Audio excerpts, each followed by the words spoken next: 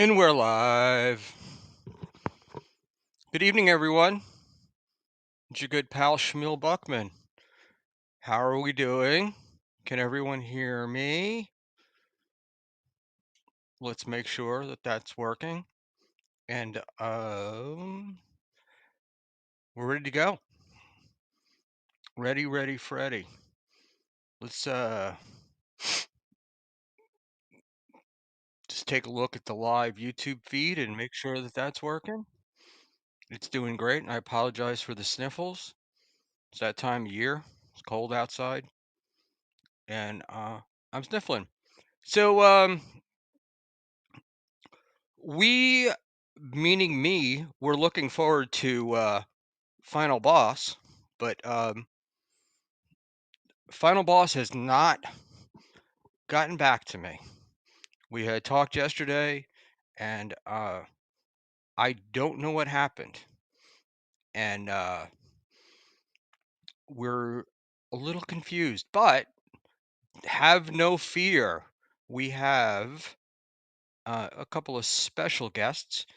Mr. Dave Sarah will be joining us in a few minutes, and we also have a young lady from Portland joining us who's been making a lot of waves in our little universe.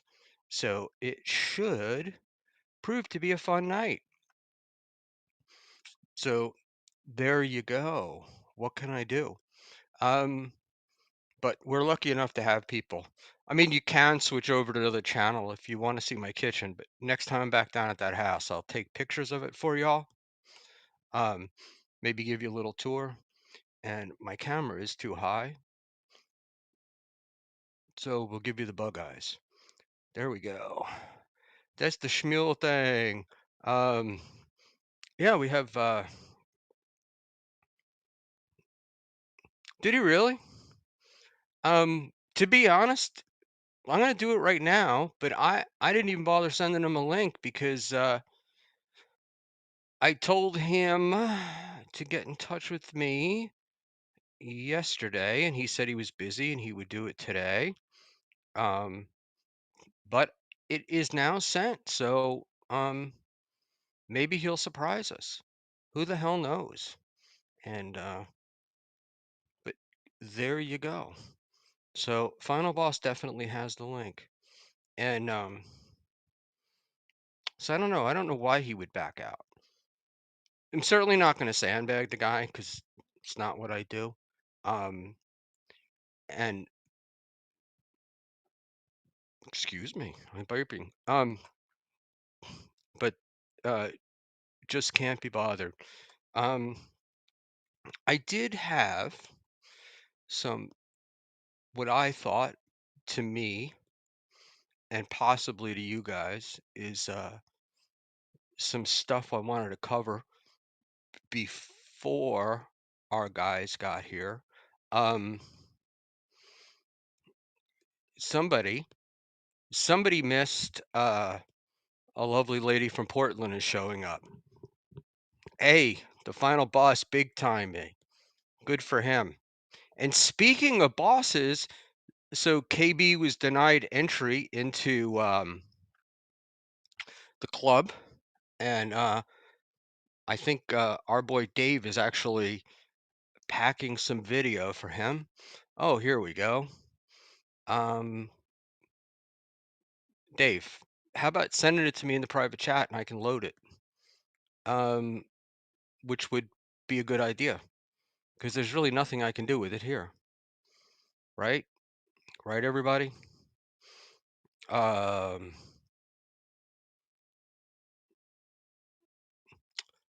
a panhandler is on with us right now. Interesting. $2 from a nice podcast, stupid. You guys can talk about my kitchen. Um, and Cigarette Jones wants to announce his gay love for Serenity Now.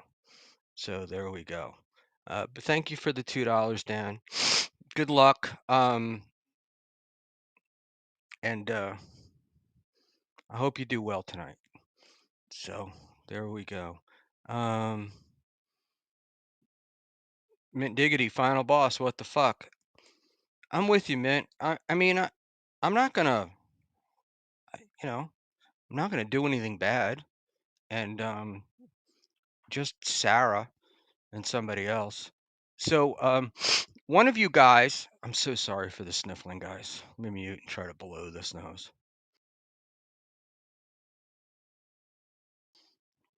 Be like SJ and just wipe it on my shirt. So there's apparently a whole crew of people over in New Brunswick. Um, and Mint, bro, I was gonna ask you, um,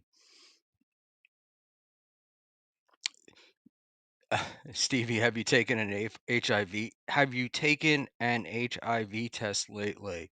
Uh, long, long time ago. But uh, AB, Carm nose, I'd go for it. I'd be happy with Carm nose.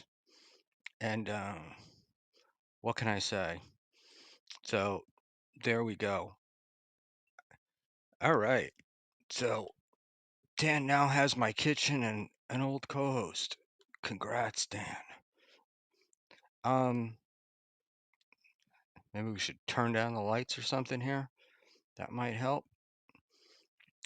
Uh, so anyway, like I said, we'll have guests in a couple of minutes, and that's much better. Um, yeah, KB was denied entry, and apparently there was a list. There is a list of people who are not permitted into the club. So there you go.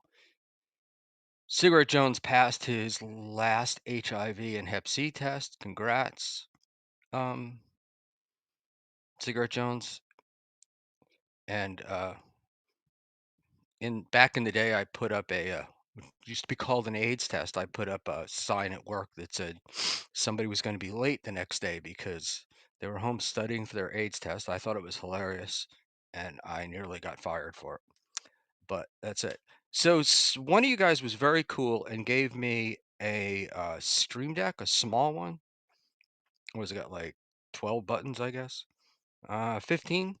Um, 5, 10, 15. And I haven't really gotten it going yet. I got some shit on here, but I don't even know if it works. Can you hear me? It's got some default shit in it, but we'll move on. We'll move on from there. So let us go here, and I want to pull up a clip from my friend Doom, who had this up earlier, and let's do that, and then let's do that. So I guess Karmic is having a typical mega meltdown, but I just I'm gonna run a couple of minutes of this, but I just want to call out what I see as bullshit. Um, and let us see if I can do that. I'm gonna add that bad boy, and let's watch this Doom thing for a second. I don't know if I have the time right, but we'll go with it. People have done nice things to me, and what did they do? They fucked with me because it's fun. Who fucked with you, Karmic, besides yourself? I know that you guys find him funny, or some people do. Um, I'm tired of him, and it's just at this point, it's all so performative and such bullshit. But let's get into this little credit card scam here that's being perpetrated upon us. I can't develop any semblance of a normal relationship with any of this world. This world wants me dead. Okay, this is the worst. And seriously, I mean, come on. Uh, I his dramaticism, I think, is what gets him going. And AB, I promise you, we're just going to get to one little point here, and I think I'm at the right place. Um, Sam Bibley, I'm an old school Karmic fan. Sorry, Haas. I you're fine. It's just my issue with it is only that, he thinks he's too good for the rest of the Dabbleverse, and that's kind of what's blowing me away here is that this guy is telling all of us that, everybody sucks, whether it's B Dabbler or Cardiff or, anybody. And when he's alone, he's the biggest tough guy on the planet, right? I mean, constantly uh, yelling, just the yelling and the screaming and the hollering and the carrying on. And he's going to kick this guy's ass and he's going to kick that guy's ass and he's going to do this, he's going to do that. And then he goes on Brennan and he's like store brand maple syrup, that it's runny, doesn't taste very well. Um, Certainly doesn't seem to have much maple in it. So it's tuna town. When everything you do or say is acting, it's boring, disillusional bullshit. And in that, I agree with you, my friend. And that's the reason why um, I don't usually watch them. This came up. I was watching the Doom clip, and this came up. But he something I'm familiar with. I heard the story last week about losing money. Sorry, guys, I'm leaning over here. Um, get this other machine going. Uh, I heard the story last week about the money. I had no idea how much it was. I honestly, from hearing about it, I would have thought it was life-changing money, and it turns out it's $1,600. Um, but uh, it's 1,600 bucks, and $1,600 is a lot of money. Don't get me wrong.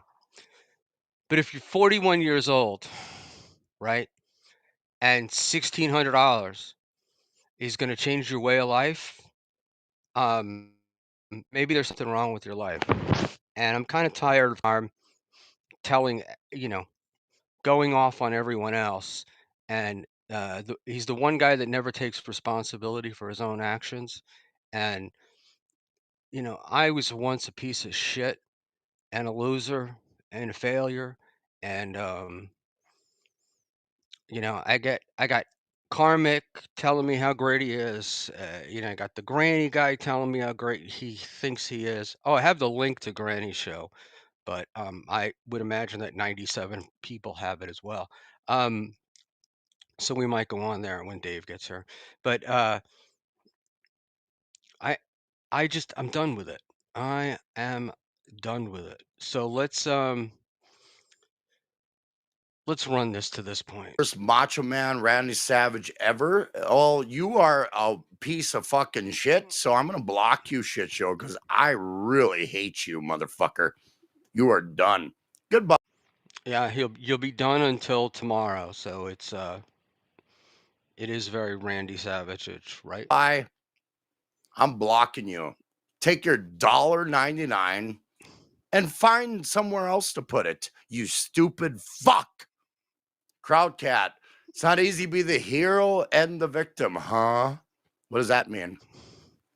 What does that mean? Tell me. What is Do you guys remember Morton Downey Jr.?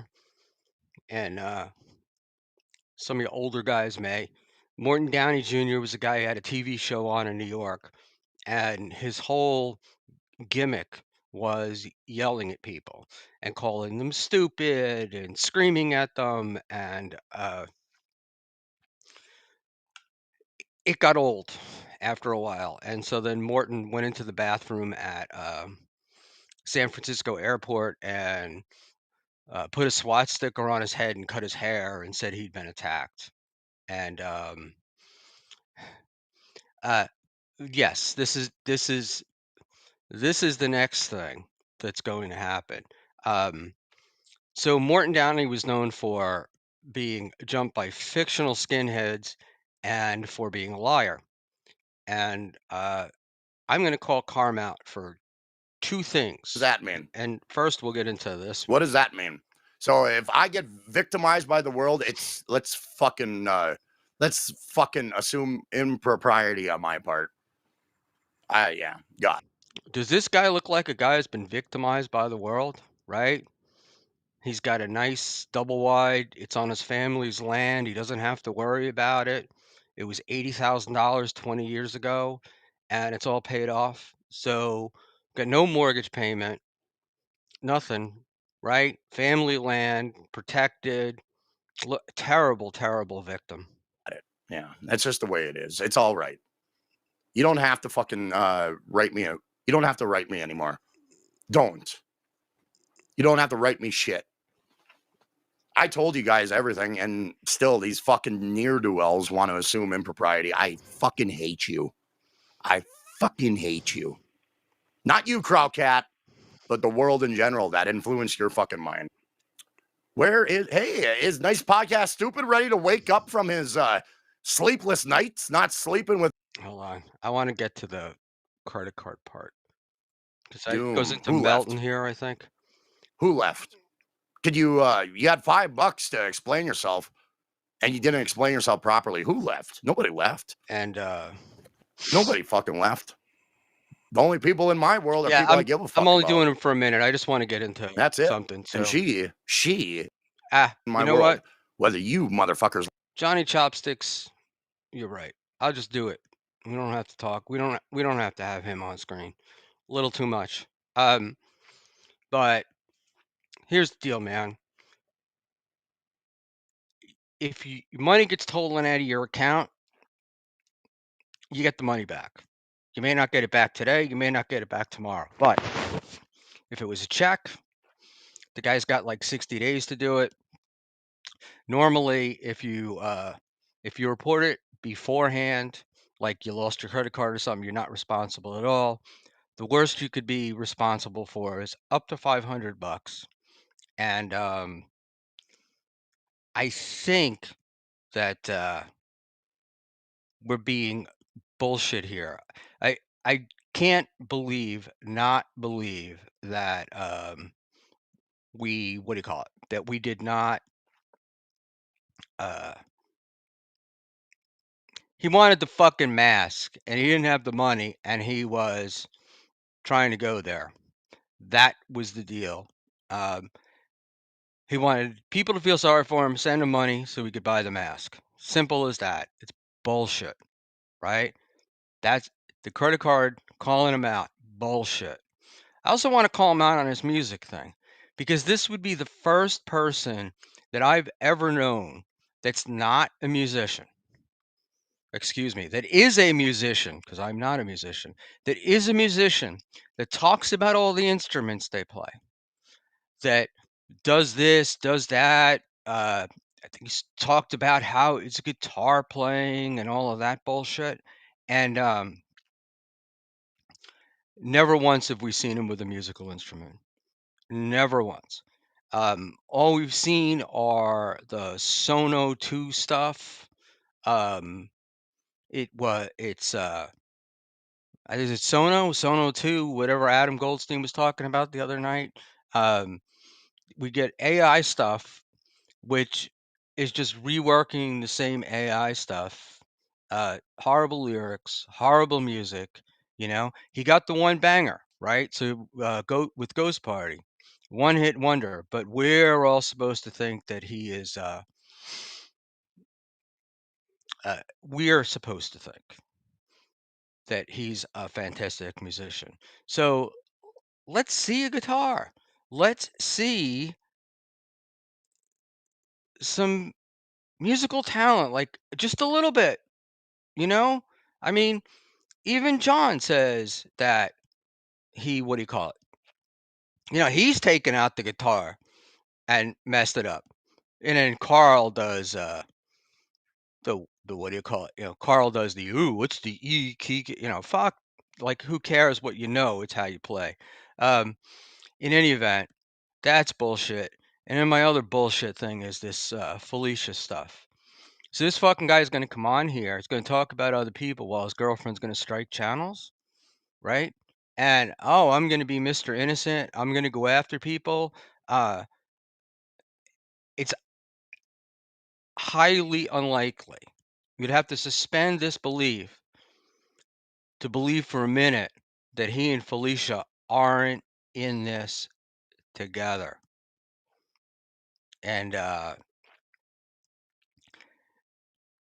she's the left hand, he's the right. They're doing this together. And that's what's going on here.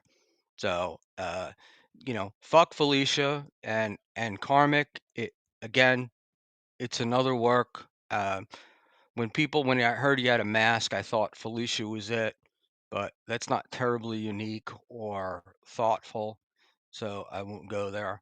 Um, and yeah, I'm done. I I I, I want to see some music. I want to see some musical instruments. I want to see him on Kevin act like he does here. My belief is that Kevin knows it's bullshit, and that's why he doesn't behave this way on Kevin's show, because Kevin knows that it's all crap, that he knows that he's not a tough guy. And I guess we all know that he's not a tough guy.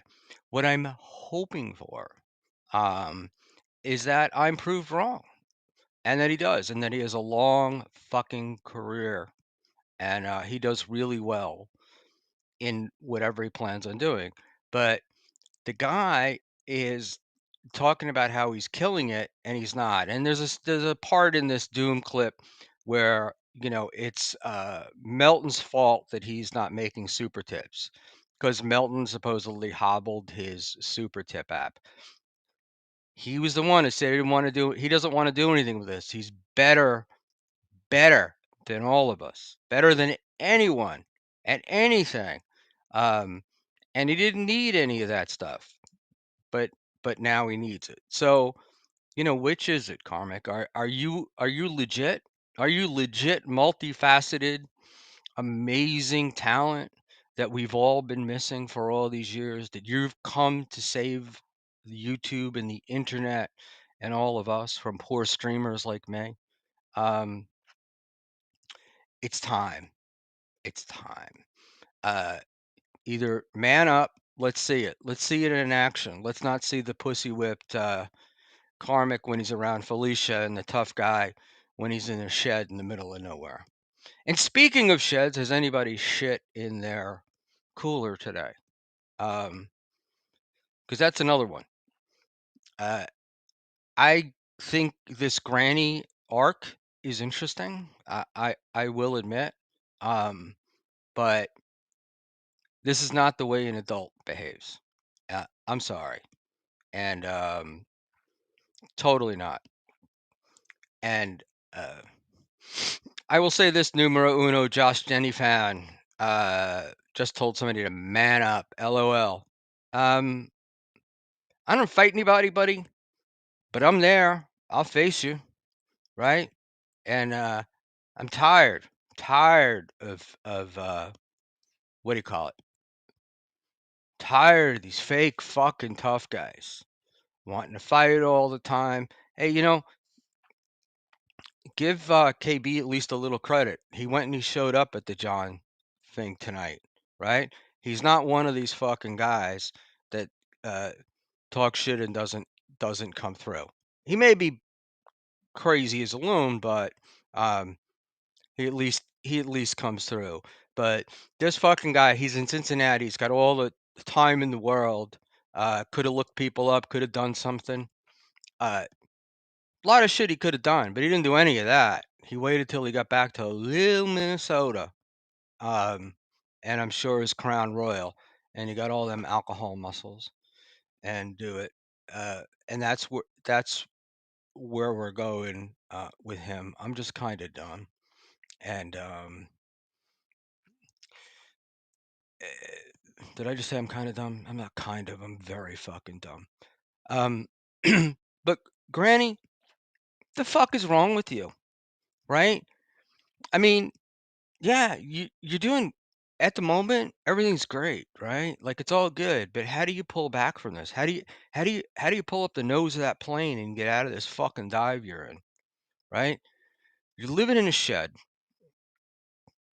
You're talking about your ex, right? Who is somebody that people like and a streamer.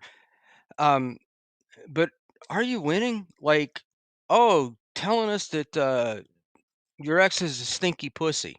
Well, you were with it for 10 years, right? So what does that say about you? Does it stink less now that she's left? I mean, you certainly don't look like, clean, dry, and serviceable. Um, Again, you're living in a shed. You're telling us you got a full-time painting job and you want to take care of your kid, but you're streaming, 12 hours a day. So what's the story with that? I mean, let's get some truth here. I don't really care what you're doing. You know, uh Granny, it's time to man up. You got a child. You're capable, obviously, of doing stuff. You're a funny guy. Um, I've always tried to talk you up um, when I've seen people and they talk about you being, just trailer park lol cow, um, North Florida garbage, and I didn't think so. I thought you had more than that, but you don't. I mean, there's nothing there. It's like, uh, yeah, you can throw around insults and you can tell stories, but you're striking channels. That was the new thing last night, getting Soup Party taken down because uh, he was in a mood because Soup Party, how dare they go after him? I guess Soup had his ex on, and I just want to see if my buddy is. Ah, uh, I'm amazed. I'm amazed. I'm amazed at the amount of fake tough guys we've got in the Dabbleverse. It's blowing me away. Um, yeah, I don't listen, man. I don't like this. I don't like the towers. I don't like them at all. And you can block them and stuff, but he's never reported Soup Party before. He never gave a shit until Soup Party had his ex on, and then where you go, and so fuck that, right? Uh, I don't know, man. Is there a line anywhere? Is it like some people are allowed to strike um, channels and some people aren't? Like you guys are okay with Granny doing it because Soup Party is building end towers, um, or what? Like is that okay? Like you can strike that, and you know, I don't know. Uh, if Stut Joe, AB, if Stut Joe is the nucleus of the Dabbleverse, then fake tough guys are at the core of this whole thing, which is true. But then all of these people that uh, talk shit about Stut Joe are full of shit. Then, right? They're just like him. Isn't that basically what's going on here? So, I don't know. I don't know, and I don't know as a friend how I would see my friend spiraling and be on his show and think it's all funny. Uh, and when you know that there's really something wrong, and the guy, it just blows me away. Um, the fuck is it? Uh, let us do this. Should I time him out? Put user in timeout. There you go, Dan. You can get your own fans for a change instead of sucking off my dick. Um, so there we go. So we timed out nice podcast, Dan, which is probably going to be by him for him a win. Um, but that's bullshit. Uh, Ray is supposed to send. I told Ray asked me to come on earlier, and I told him to send me a link, but I don't think he's going to go um earlier. Oh, Dan is a good egg. Yeah, Dan is a good egg. Sure, sure. Um,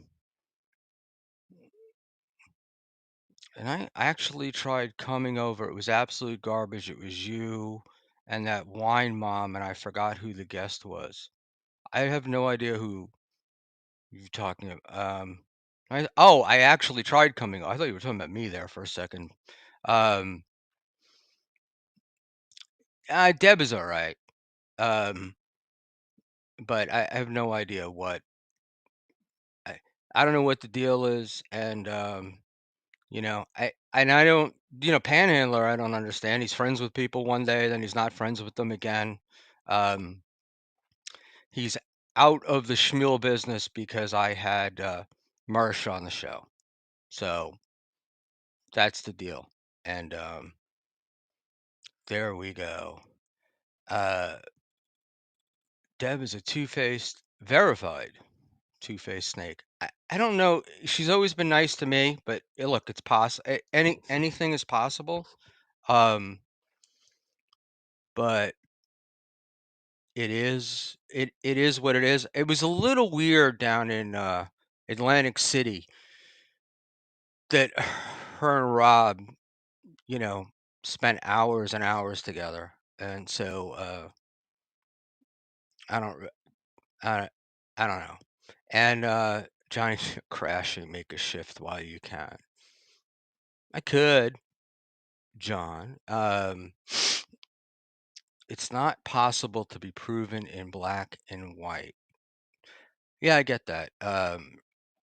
But in any event, I'm just I've avoided talking about Dan, and I think it's time for me to do that again. Um, and I have never told the guest or never anyone that's ever been a guest to never go on any other show. And uh, I'm happy for Panhandler, but he went from me to Kevin Brennan, and then he went to there. So there you go. And we'll get on with that. And let us do why can't Schmiel read? Um yeah, uh,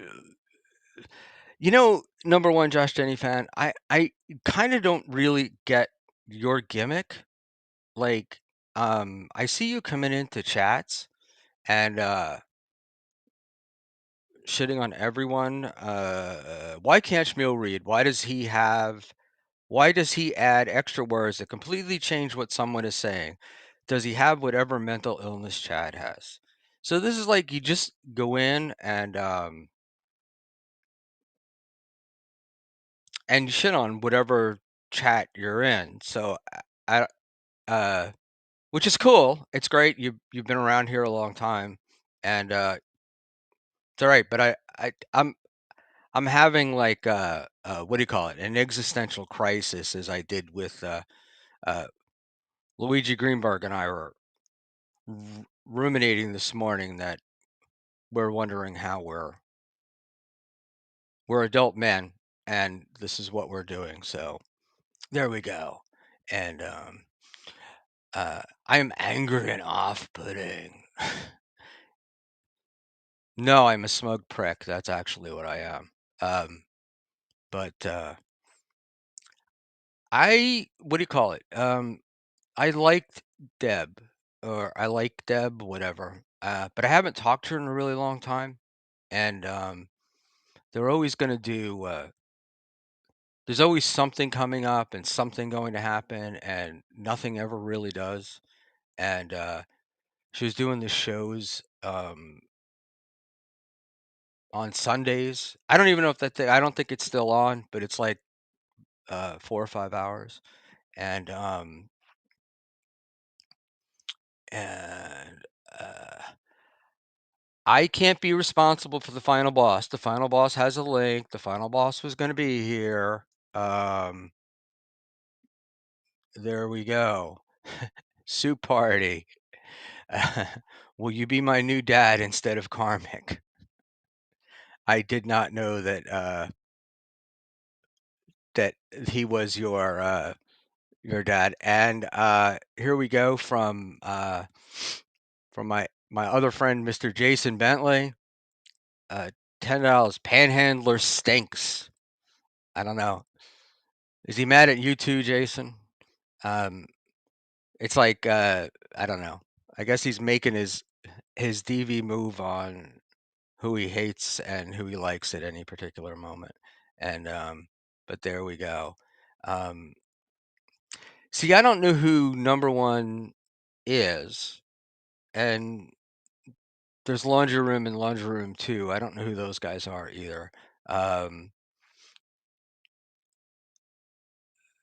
yeah, I maybe that's true. Maybe I don't want to ever stop the argument. But with Ray, it just gets frustrating because Ray forever and forever is like, my camera went. Ray and Ray forever has been complaining about the Dabbleverse stuff, and he's not a part of it, and he's not in it. Uh, and then he taught that, and never, we're never supposed to mention Franklin Scheckler's name. That is like an absolute no-no. And then the other night, he can't stop talking about it. And so that's why I got lost with the Ray. But I also thought maybe, well, let's take a look at my buddy Insufferable Bastards, whose clip. Yeah, I'll be back in a second. Let's turn it. Let's disable it and let's see if it comes back on.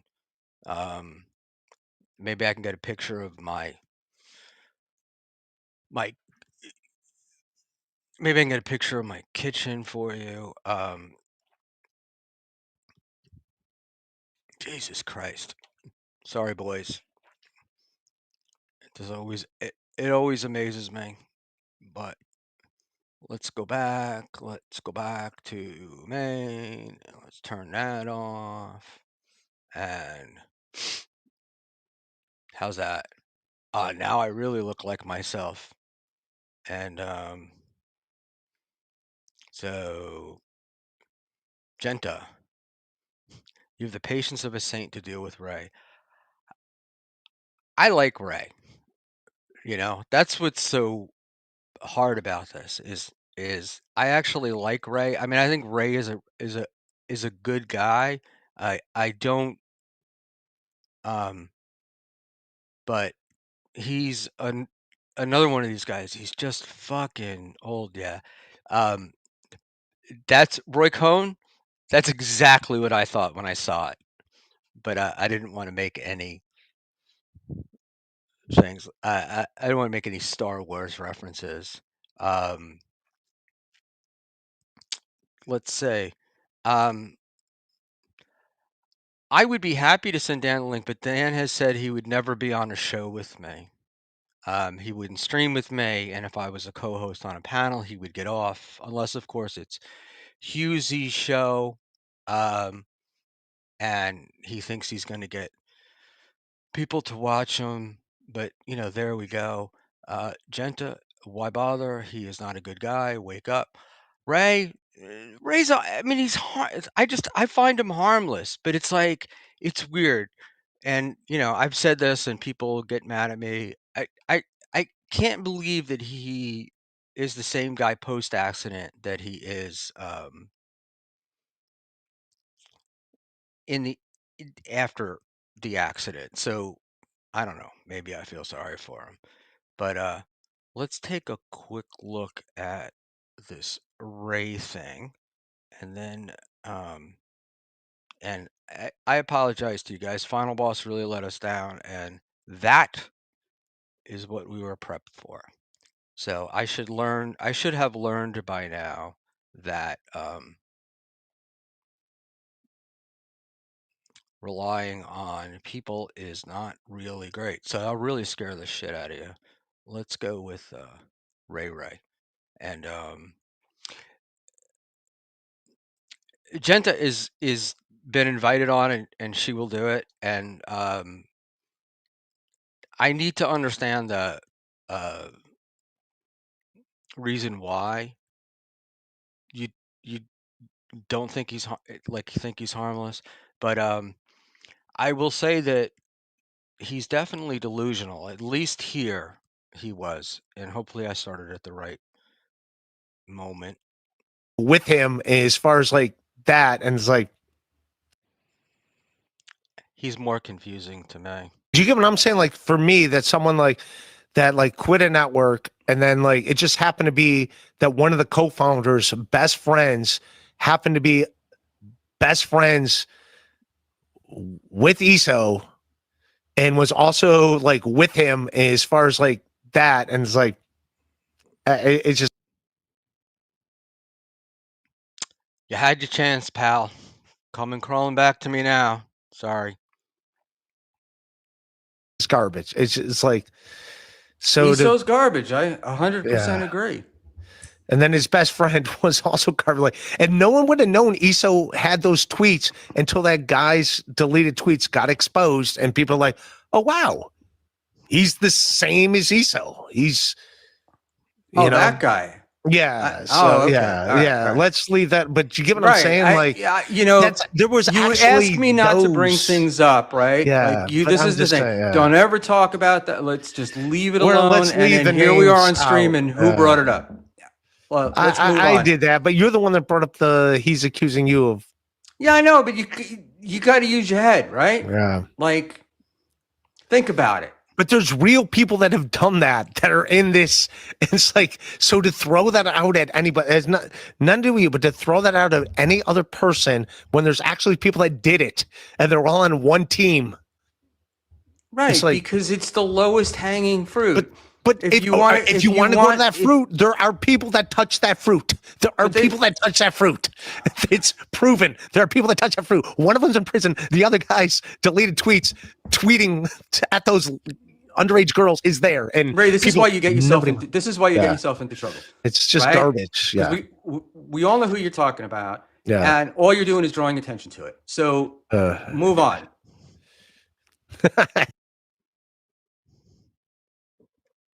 No, it's just weird that like no one else seems to like really. It's also like weird, like everything came to fruition and everything got exposed, and then people are like, well, I didn't see that. It's like it's there. Well, they don't It's care. I mean, look. Yeah, they don't care. Life lesson, kids. What you're interested in is not something everybody else is. And I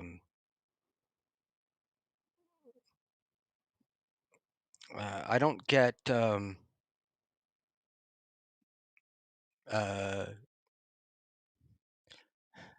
fucking where are we? Steve Irwin Crocodile Hill hat gets the numbers. And you know what? Um, I went with the headset tonight, and I actually have my Steve Irwin hats. There's one.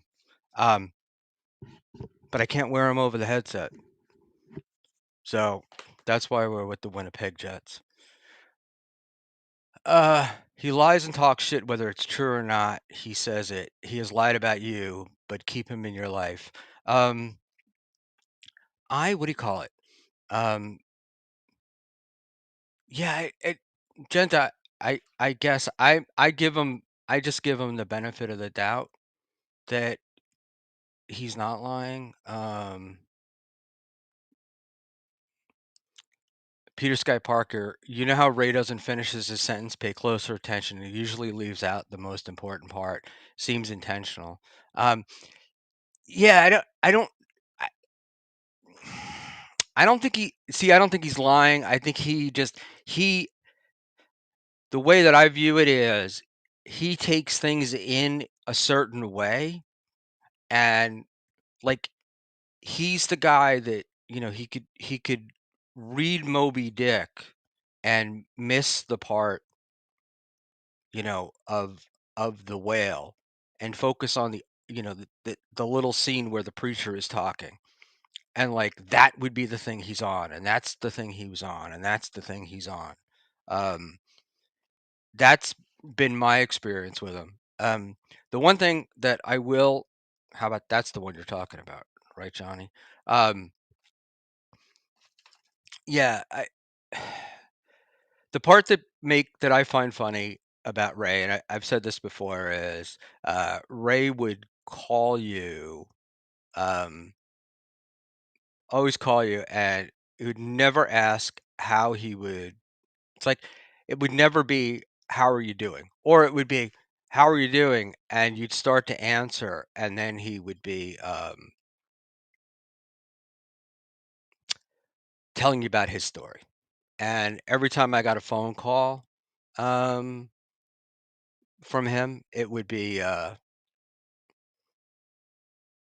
his brake problem, his other problem, and then when I would suggest where he would go, and he would go there, and he wouldn't be happy, it was somehow my fault that the guy didn't do it. Um, Except he went to Pep Boys to get a what do you call it? A belt changed, and they wanted like $250, and I sent him to one of my guys, and the guy did it for 50. But somehow that's my fault. So there we go. Air in the tire. I've also rarely met an adult male that drives as much as he does that has as many problems as they do with tiny little issues like tires, airs in tires. Um, and he's almost like a reverse karmic, or a similar thing, like the world is against them, and they're victimized, but everything they do is they they do it they do it to themselves. And excuse the rag. And e-bagging. Melton was accused of endless breaking stuff grift and grint. Um, Art, I explained that better to me. Um, but yeah, no, but uh, I like Ray. And oh yeah, this was the thank you, Peter Sky Parker. I've been kind of caught up this week. Ray flipped out and acted like a bitch when you asked why he thinks TSN owes him an apology. He kept dodging the question. You kept asking. He didn't like it, and you eventually let him slide. Um, I just couldn't yell at him all night long. But yeah, I'm like, that's just fucking delusional. All right. My view on Ray and TSN is, at the time TSN was putting together a network, trying. Whether it failed or not, that's an entirely different story. But they were trying to put it together. They were trying to get a team. And he was not part of the team. He wanted basically to come on at whatever was at 11 o'clock that he was going to do a show. And he wanted them to do everything for him. And he was just going to show up, and then he was going to get paid. And then that was it. And they were like, hey, we're trying to help you build, right? This is like the point. We want to get you involved in this thing. And there was a little bit of, they were, doing a little bit of making fun of him a little bit, with Levy and on the BS show. And I mean, it was all intentional, right? Like, intentional in the sense that it was designed to generate interest. Nobody really knew who he was. And this was going to help. Like, comedians knew who he was, but nobody outside of that knew who he was. And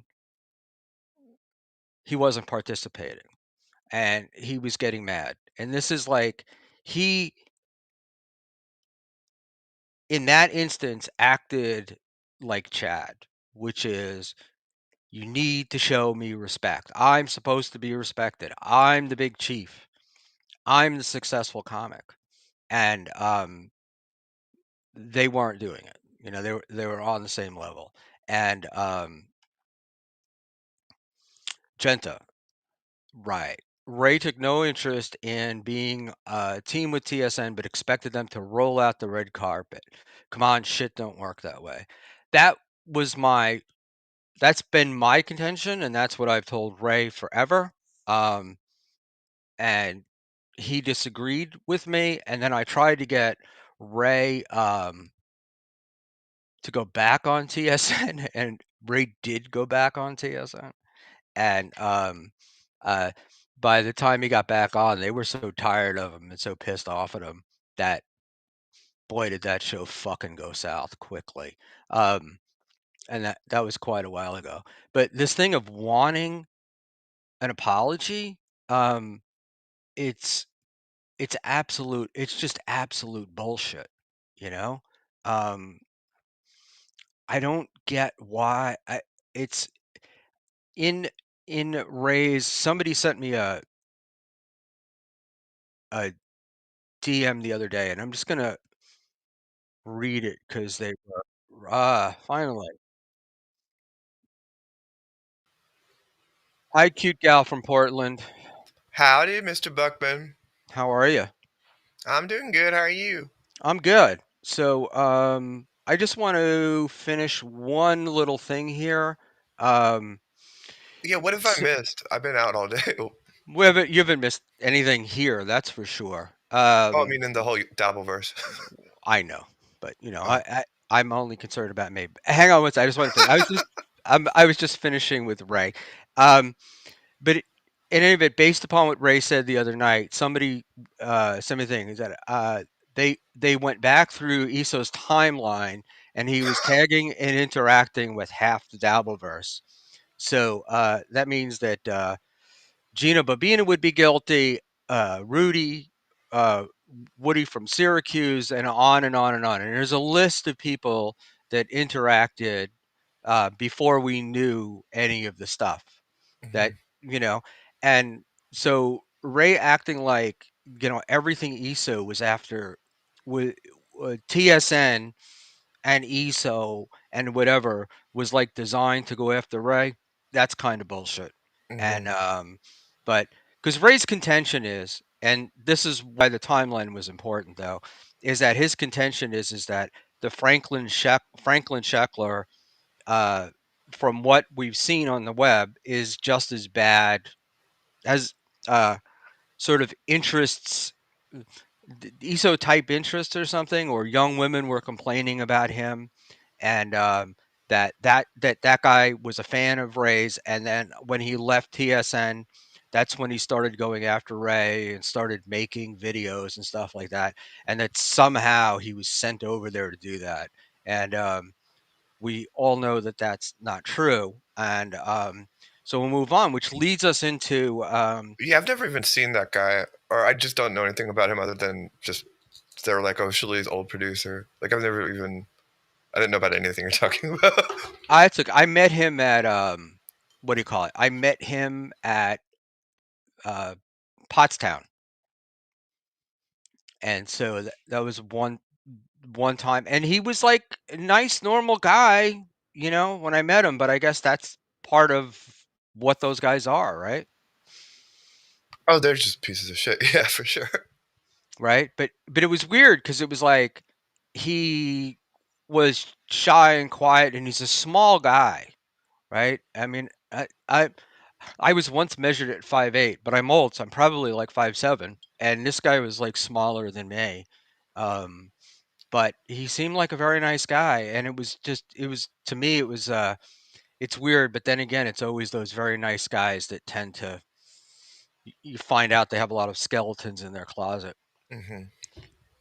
So let's move on here because we said we could talk about anything.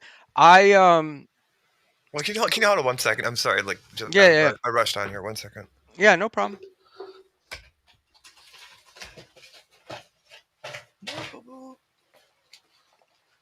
Waver Dabicon 2 was a blast, and you are not incorrect at all about Levy, but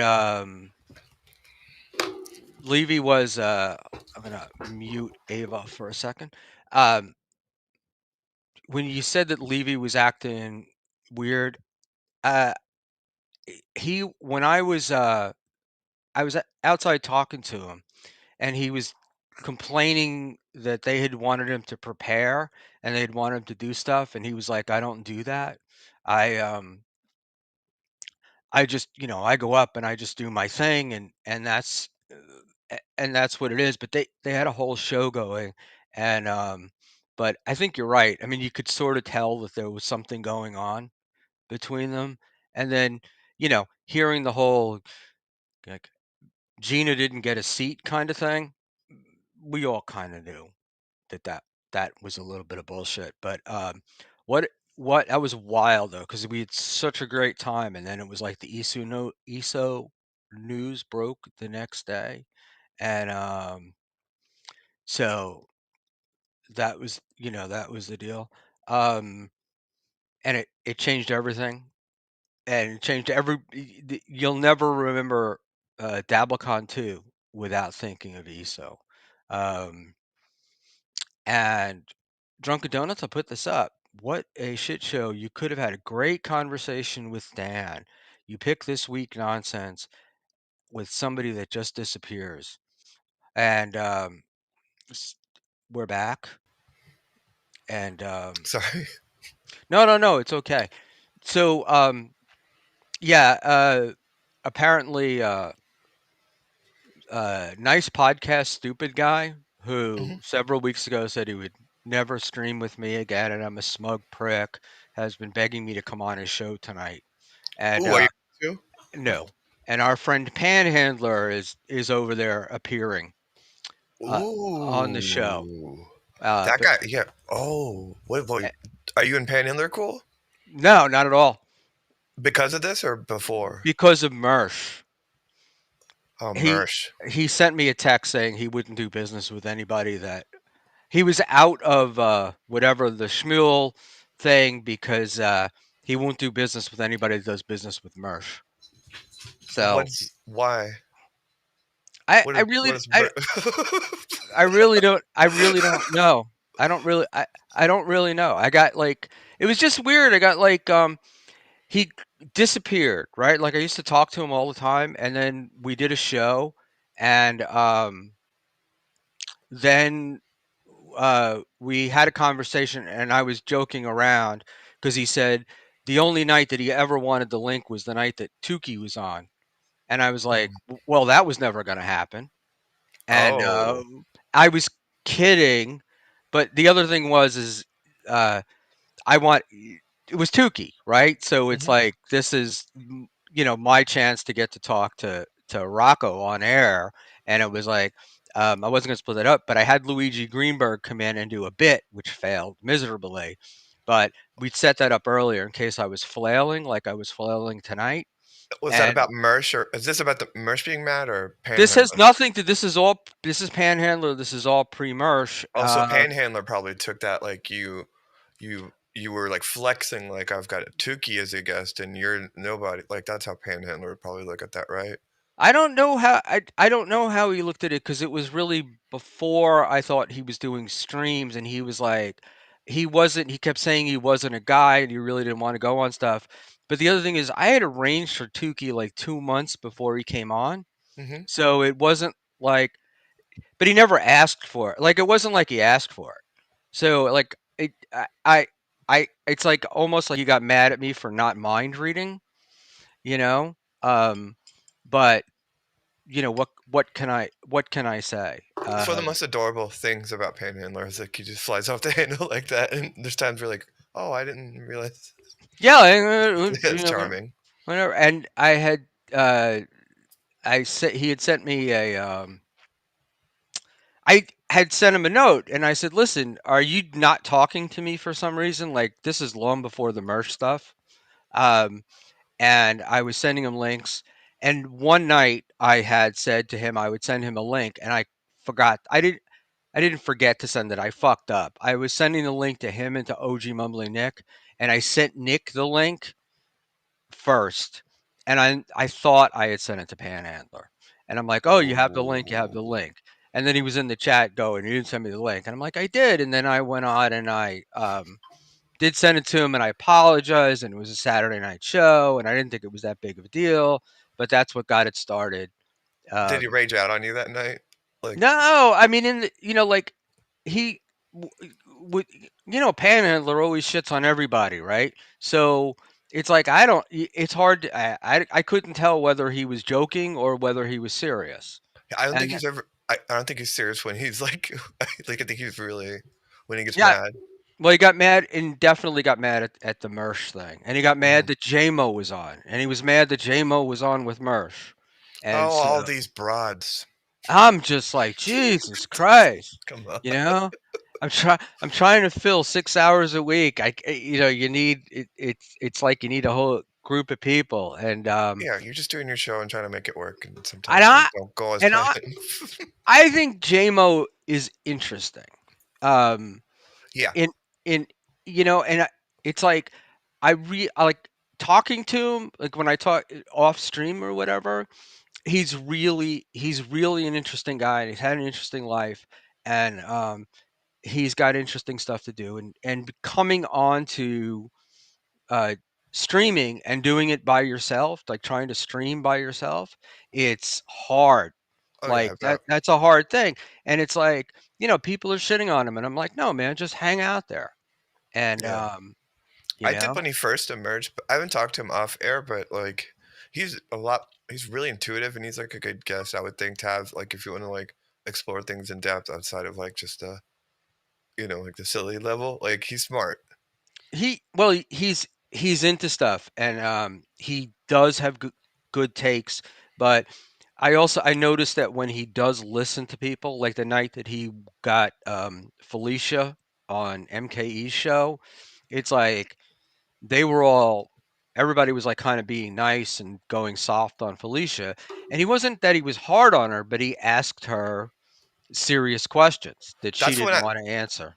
that's when I started taking him seriously was the way he dealt with that. Like he was like strong and edgy with the questions, but like they're good questions too. And I love people that can come up with good questions like that. So AB says Ava seems to annoy everyone, including some of the most annoying MLC chatters. So I say Ava is good. Uh, good. Oh, so many people are mad. Well, yeah. So I got People are fine with trans people unless they like don't obey, and then if they have their own opinion that they don't agree with, then then it all comes out. yeah. See, I don't even think it's the. You think it's just annoying? I think I I think don't think it's the trans. Look, I don't think it's the trans thing as much as I didn't until they don't have anything else to attack you on. So then then it. that's what they go for. But the stuttering John stuff is very annoying. So I mean, you really like you're you're definitely rubbing a lot of people the wrong way with that. But that's your thing. It's not your job to be carrying the water for anybody else. I You don't know. care for anyone. Like I, I don't think like all those people either. Like I'm not tribal like that. There's no strategy. He just asked me to come on one day. We worked out some stuff, and he asked me on, and I'm like, okay, I'm not gonna say no to him. And a lot of times it's just us talking about these problems he has with other people who I think are pieces of shit. So that's all it is. Yeah, and I think John's a piece of shit. So that's the and so that would have been that would have been like on Point to Apple Point, that would have been better. But I felt like it wasn't like they basically, it seemed to me, and tell me if I'm wrong, they brought you on to talk about John, right? And while you were streaming with John, and really what they were doing was they were getting out there being pissed off at you. And I didn't. Yeah, basically that's what like Carl's like doing to come talk. do you want to come on point dollar point? And that was the extent of any pre-discussion. And I had Mhm. to, and a bunch of things went wrong that morning. I had to rush. I couldn't even put makeup on. I just jumped into the stream. So I kind of didn't have a plan for if they were going to behave that way because I thought they would. When they had like quad on, there was like a decorum, and I was just sure Adam Bush would be there, who's at least like a like I'm sure he would have attacked me too, but like just someone to be like, I didn't just say, someone that would be honest broker in it. So then, yeah, so Yeah, I listen. I understand you and Shuli disliking each other, like that, or I shouldn't say I understand you disliking each other. I know you dislike each other, um, and that's fine. And I had no problem with the way either one of you interacted during that. Um, it was tough and it wasn't friendly, but I was annoyed um, with Carl because it kept seeming like it was like he just wanted to get you, you that's what know. I'm saying is that show usually is a little bit more analytical. And the second I just like he asked me like, why did you change the way you looked at this? And within like a half of the first sentence, they both just interrupted me and then started attacking it and derailed it. And then I was just like, oh, I'm not going to be able to articulate this. And then I just got like awkward and nervous. And then like, yeah, yeah, they were just attacking me, and that's fine. That's their prerogative. But I didn't think they would do that based on my previous experiences with them. I thought they Yeah, I would at mean, least like have a conversation. I don't know. I felt like you and Shuli had um, that you didn't like each other, and that it would be expected that you would go after each other. That to me, just I don't know. It was a given. Maybe you disagree, but I thought uh, Carl to me seemed like he was less interested in bringing and getting information and finding out like the answers to your questions than he was shitting on you.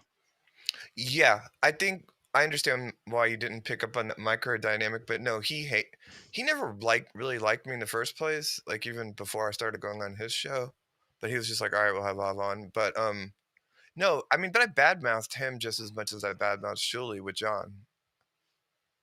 And I think Shuli's a much worse person, but when we're talking about John, I have the critiques applied to Carl too. Maybe not as much as Shuli. So Carl was pissed at me because I was like, I've taken a lot of shots at him, so that's fine. I just thought it wouldn't. I thought that like we could let it derail maybe after we talk for like 20 minutes, and that's where it went. I was wrong. So you didn't feel like you came in to derail it? Did you feel No, I didn't come in to fight. I thought we could like have an interesting. I'm sorry to interrupt you. Go ahead. no, no, no. I'm sitting here waiting for you. You're answering. I'm listening. Yeah, I thought like it would be like, but again, I thought Adam would be there, and so it would. There's a certain. Yeah, I thought it'd be a little more sophisticated. I mean, this is all retarded. I understand that, but I thought like, yeah, I didn't. I thought, yeah, I didn't realize that they have absolutely no interest in me, like answering the question they asked, and that they just wanted to make me look like a piece of shit. And that's fine, but I just didn't have a strategy for it. I just didn't come in a mood to ready to do that. I Were just you? wasn't. How Yeah. did? Were you? What's the nervous when like unsure of yourself or something? Yeah. Well, a lot of it had to do with everything right before. Like I was planning on having an hour to get ready. Like that appearance, I just walked into the door and had to turn the camera on because I didn't want to cancel. Um, yeah, and I'm usually like I'm anxious kind of during the day and more quiet and reserved. Like when we talk a lot of times, that's after I have a couple of beers or something. And so when they just attacked me like that, I just yeah, it gave me anxiety and I just got nervous. But that's my fault, you know. And so yeah, Sometimes you have a good sometimes you come in and you have a good appearance. I didn't do well that time. I didn't adapt in the way I wish I would have. yeah. I believe me. I've been there. But part of what this is what I was hoping for and what I missed is that it would have been a little more. You said intelligent. That's not a bad word. It's probably a better word than I'll use. But that it was a little more discussion, a little more. back and forth about Mhm. the actual questions Yeah, I instead. said analytical, yeah, and sophisticated, because that Right, show's been that, yeah. That show's right. done that, yeah.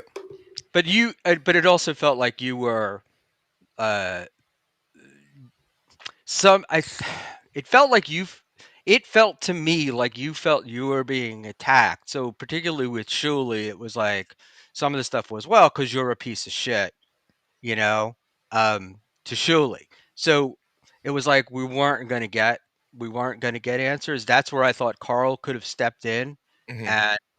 and been the mediator. That's what But that's what made the anxiety. It's like, oh, this is gonna just be a free for all, and there's no refs, and it's just Carl's gonna if Shuli's gonna interrupt me here, and then the second I start talking, Carl's gonna do that, and Carl's being very disingenuous and like not they're like they would just take something I would say and just interpret it in the most bad faith way, and then there's no way to keep being like, no, I didn't mean it like that, or you know what I mean, like, yeah.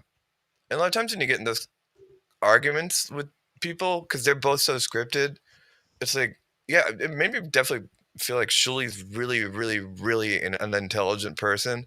Because like when you actually have those, because when he's off of a scripted show like that and you're engaging like that, you're like, you did not understand. And they keep mocking me for calling him one dimensional, but I'm sorry, there's more than one dimension to communication and yeah, analyzing this. I mean, quite frankly, they analyzed John for 5 years now, and like, if anyone wants to, but like, if anyone else wants to analyze John in a way that humanizes him, then it's like, yeah, I mean, I disagree. I disagree with you. I know, I think John's the ultimate piece of shit. Um, everyone does but disagrees with me. but the thing is that how much John, right? Do you know, and how long have you known him for? And the other question is like, um, many of these problems, a lot of these things that he's done, he's created himself, Mhm, and then he's blamed other people for them happening. mhm. And so that's the that's the part that I feel like that's what I would have tried to explain.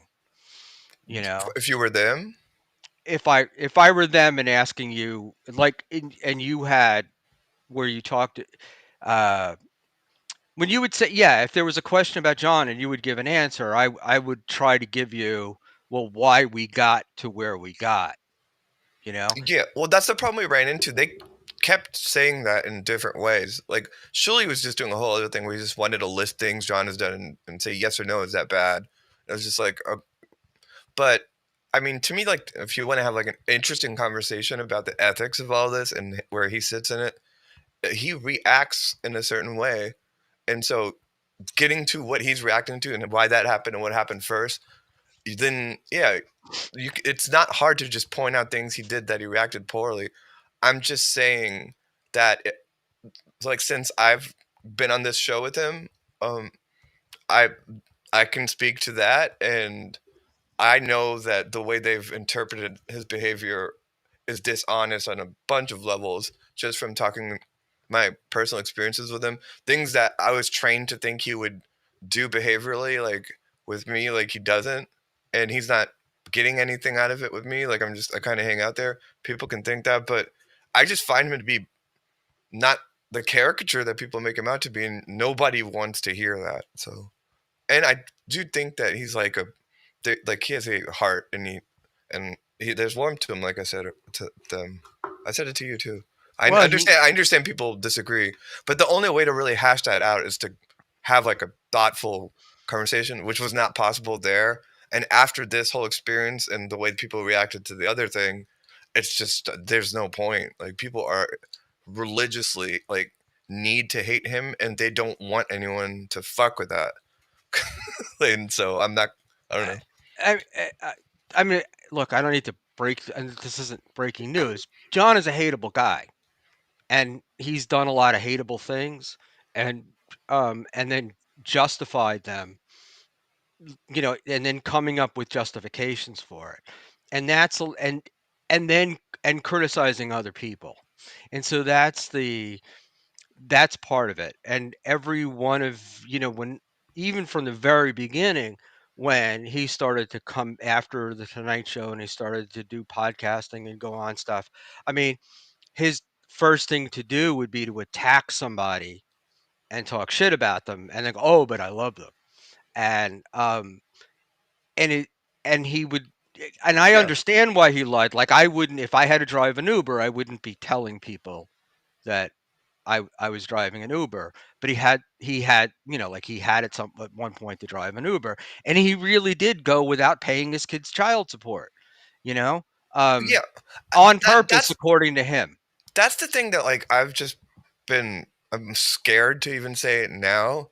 Like the way I look at it with him is like I to understand all the things I have to think about like what he situation he grew up in and then what he immediately did when he joined the Stern Show and what that meant and the way that that abuse affected him psychologically, what Howard was doing with him. And then the Tonight Show, and this is a person that lived in front of everyone, and they were known for this very unique thing that no one else can relate to, where he's stuttering John, where like everyone loves him, but he's like this punching bag, and he's always being dissected and fucked with by people like Howard, and he's kind of, and then yeah, a lot of people like this guy's an idiot, and then yeah, and then there's an aspect of it where he's in show business also, and so people have arcs downward in their career. All of them do, and a lot of them get married and have kids. People that are in show business, and a lot of times they don't have the they make mistakes and all that. But no, he's not given the grace of any of that. He's not given the grace of the bad gigs afterwards. They're all just like attacking him, and part of his reflex, and this is why I think it's important to think about him being born to a physically abusive family is that it's that you see him behaving that way now, and that's the thing where it's like it's that reflexive thing to like not be humiliated, and that it's hard. And so if you take that context and then apply it to this stage of his life, and you have people that are invading every single aspect of his creativity, or not creativity, of his personal life, and you understand the psychology of him and like that reflexive thing about humiliation, he's being like fucked with in like the worst way, and so he keeps reacting, and he's like Trump in that eye for you. By the way, tell me to shut up whenever in that eye for an eye thing. So like yeah, people were just jumping into his shit, and he would hit him back just as hard. I honestly am now saying I don't. If I were him, I would like I wouldn't even follow some of these rules that he's following now. If people did that to me, like I would fucking pull up pictures of Shirley's wife or like talk shit about his kids. But But like he, if right? But people, this if is people are but he. like, if these people are like getting me fired from my job, and every day they're just watching old things of me, and I mean it's 5 years of it, and no one wants to like think about what they would do if they had were under that much scrutiny. And I, yes, I, he's made I, a I bunch don't. of mistakes. Everyone would though. Right, but he's been his. But the thing is that a lot of the stuff that he's mistaken has been it's been intentional shittiness. I mean, he's been He's done a lot of shitty intent, things. and he's a chronic liar, right? And that's another part of it. But even if you listen to the old Stern shows when they were Yeah, but on, and I there don't was think he's a. hold, let me finish. Sorry, sorry. When they were doing the old Stern shows, right? And you would listen, and he would have his what's the word that I'm looking for? His contemporaries, right? Not Stern and not whatnot, but the other guys that he worked with. Uh, he was one constantly ratting them out, and but two, if they would make a joke about him being a slob, he would immediately Hmm. like go nuclear on Yes. them and bring up the most heinous things. And Hmm. it's like that's that's this is not like something that's just happened in the last 10 years. I mean, this has been going on for 30 years. Right. And those aren't likable traits, but those were likable traits in that show, and he was rewarded and incentivized to behave like that. And that was like his 20s and his and you know what I'm saying? And so yeah, that's good to be there. You know how But hard it what is for people to change things but at like what as you get point do older. but at what point do you hold somebody responsible? I I hold mean, him that's responsible for what he's done, but I'm coming into this looking at everything around us, where we're in this little microcosm, and it's just centered around still fucking with this man and going back into his life and fucking with people. And just at this point, based on whatever I've learned in the past 6 months of being here about Shuli and Carl and all them, for me it's just like I swear to God, I truly like see a person that like loves his family, that really does, and like is actually a tender person, but just has had no opportunity to really explore that in the last 5 years. And I see, and then I assess people like Carl and Shuli, who like to me represent something that as I get older, they're representative of just this type of incel troll that just get off on making people feel miserable. And the fact that John had that show business arc and all that, it makes everyone feel even better. Just bring him down, and John just is wants to fight and is a fighter and all that. But to me, like if I zoom out and look at it, like Carl and Shuli are the pieces of shit here, you know. And I at a certain point, one more thing. and I did and I disagree. Because having been around and watched this, I've seen the arc that I've seen with John repeated over and over again is where he becomes friends with someone, then he turns on them, and then he accuses them of turning on him. And I mean, you're talking about a guy who his kids are all adults. They're not, we're not talking about little kids. And nobody was the whole point of this is nobody was attacking, no one ever attacked his kids. He created that. He was using, because what he was doing was he was using his kids as a sword, particularly the older child. And Mhm. he was using that to be like, "Oh, look at me, I'm cool." And I'm like, "Oh, I'm Mr. Liberal guy, and I've got the trans kid, and look how wonderful I am." But that's very different than what was going on. You know, he the trans jokes, the the way he treated his kids. I mean, just these like the court stuff of like leaving little Oscar with the neighbors so he could go drinking with his friends and then come back. You know, only because the parents of the other kid called them and said it. They're not paying child support, right? I mean, if you have three kids that don't talk to you, something is up. Like I get one, and I get that the oldest kid has gone through from their own stuff a lot of depression and all and a whole bunch of stuff. So I get that. But three of them, you know, and then it's insane because John's daughter did the middle one did the magazine interview, right? And she said she's experienced a lot of food insecurity and a bunch of stuff that would indicate that um, she wasn't living the life that John was telling everyone that he was providing for them. And so there was a lot of disingenuity on John's part in saying things. And and that's kind of where it went. Like this started with it was let's make a few jokes about how he's terrible at podcasting. And he went fucking nuclear. So, I mean, it's ratcheted up on both sides. It's an arms race. I mean, no question about it. But um, it doesn't make one side good and necessarily one side bad. I mean, we could argue about it and take sides. But my feeling is John is not he's not a good guy, and he doesn't. But he also doesn't care about the truth. That's the bigger issue. Like with the thing of um, Carl putting up his MP3 of his book, right? John had an audio book. He claimed that Carl put up an MP3 of it. It's not true. It didn't happen. But John insists that it does, and he keeps attacking Carl over that. So then, what is Carl? What is Carl supposed? What's Carl's reaction supposed to be or going to be? Does Carl just walk away, or does he argue it? Which is what he did. I think what makes this difficult is that like you started this by talking about him in this microcosm. And so, yes, all of these things are in this microcosm, but this microcosm is that for some reason, all of us know all these things about his life. Like, and that's not normal. And so, yes, he's behaving in this microcosm to it.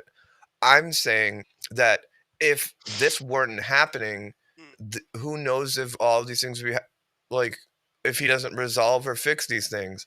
And the idea that because he can be disingenuous or his kids don't speak with him or uses his kids as a weapon, I'm sorry, but adults all over this country do that all the time. The only difference is we just know every single fucking detail about this guy's life. Right, but we know, but the details that we know, the things that we know from him. We don't, But it's not, this is not, it's like you can't come out and talk about your kids and all the things that you did and how wonderful you are, and then not be, and expect not to be called out on it, especially in a public world. that's a good point. I mean, that's, That one thing is I don't know what like these things you're listing. I don't know which ones of those are things he said outside of this, and then which ones. I know that a lot of them are in this, but that point you just made is a fair point. but there, but I guess my thing is that, like, he there's so many times when he what's the he acts like, he thinks he I'm trying to, how do I put this? He's got a performative nature that makes him think that he's better, that he acts like he's better than everybody, right? Like, I'm I'm better than all these people. That's his comes that's the way it comes across. And it may be just a character, but in the beginning with the Dabbleverse, right? When around the time, like with Kevin Brennan, when he went on Kevin Brennan and did stuff like that, um, these guys wanted to work together. They saw that there was an opportunity for everybody to make money in this, and it didn't have to be this. It didn't have to be this way, and and John chose, like, he made the deal with Carl to go on Carl's show. It was a big comeback for John. John had been off the air, The fight, yeah, I know, I've seen it. all that stuff, right? And then instead of the day before, he's going to go on. He goes on Kevin Brennan's show. So it's like you, I don't think we that. I don't made a think. deal, but he made a deal, and then he backed out of the deal. And I'm not saying whether. All I'm saying is you have to expect that something's going to happen. Like, there's going to be some retribution in this universe. There would be. I think that specific example, I that one doesn't work because that was pretty far into this. I mean, this is 5 years into this, and I'm assessing what's happening around us right now. And what's happening is if you watch who are these podcasts or the Shilly Network, when they're talking about what's going to happen this week, it's we're doing Blender Years where they're going to watch the E Show thing. We got the Stephanie Miller tips. We found this new other gig that sucked for John at a declining moment in his career. Like this is their lives still. This is their careers. This is Julie's career, and so I think that that's fucked up. and See, and I'm not gonna police his reactions to it in real time. See, And I would listen. I would agree if John were the humble guy that was, um, not talking shit about people all the time. can I Then respond to that one, and you do the next one yeah, real go quick? ahead, go ahead. And I'm not saying this to attack you, but this is why I brought it up to you last time. Look at like what you did just about that not getting sent a link thing, and that is nothing compared to like the shit happens to John. I don't think that people all around us give each other credit. And I'm not saying I wouldn't have done what you did either. I've definitely like embarrassed myself for being reactive here. everyone, and look at how sensitive all these people are. Like what we are just talking about, why a panhandler's mad at you. Like they're just pissed about that stuff. If they went through like someone going through their whole like career and every mistake they made with their wives and kids, like like panhandler would shoot someone. Right, but this is And so like John is just being a dick about it too. But but he I don't blame him. but the my problem with him is that he's the one that brings the stuff up. This is what happens is it's like he comes out and talks about what a great father he was and how he did this for his kids and his and that for his kids, and the truth is very different, and he could have never touched that subject, right? Like, you could have left it alone. A lot of people have bad marriages, right? Or marriages that fall apart. You don't talk about that stuff in public and then not expect people to talk uh, about it about you, Like a right? stand-up comedian talking about their kids or their failures in their marriage is one thing. This is a whole thing where right now on Reddit probably they're posting pictures of John's kids on there. They're posting like embarrassing things about his kids. They're doxing his kids. His kids like have security cameras all around their house.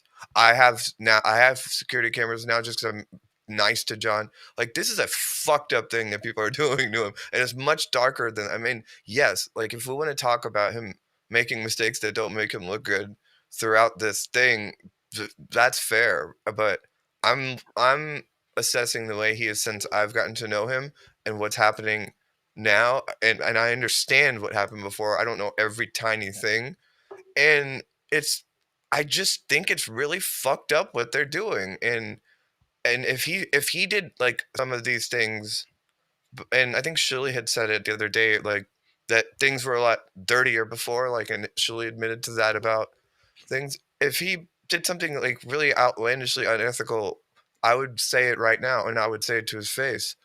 I just really feel like I'm much more comfortable defending him right now than them. And I'm honestly, there's a part of me that is angry for him at what they're doing. It's really fucked up and it's very invasive.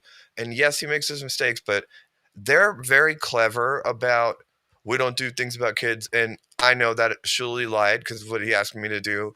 And Carl has this clever Well, line, but they're Joe facility. asked you to do that, right? We don't. No, You Joe have a feeling that No, Joe told me on the telephone that Shuli discussed that in the meeting with them. They're gonna. I can't release that call because they'll sue me. So yeah, if you wanna say Joe did that, that's fine. We can agree to disagree. I don't personally. The thing that was upsetting to me yesterday is that it's so obvious that people just are choosing to just excuse it. Like I watched people start with like, "Well, you would never release the text," and then I released a text saying exactly what I said they would say, and they're like, "Oh, then we need to hear the tape." And then those same people are now they've moved the goalpost to, well, it probably didn't matter, or oh, whatever. But all of us know that if John asked me to go secretly befriend Shuli's kid, and just for the other way around, they would all like be morally outraged. There's a complete hypocrisy and imbalance about it, and that's something that made me really sick yesterday to watch. well, The way Shuli's kid is 14. I mean, to is me, are to me, kids. This to is me, like I use 30-something-year-old woman, I right? use the Or guy. no, I'm no, sorry. no. It's like a it's a trend, son. I don't know. I use the word kid because that's how he says it. To me, the thing that's actually I don't think people are really wrestling with because they just don't want to again have any empathy or humanize John. It's not about whether it's his kid; it's his family. It's like think about the idea of this. Like it's asking someone to slowly interject them to secretly befriend a family member and manipulate them over the long term to report intel about their father.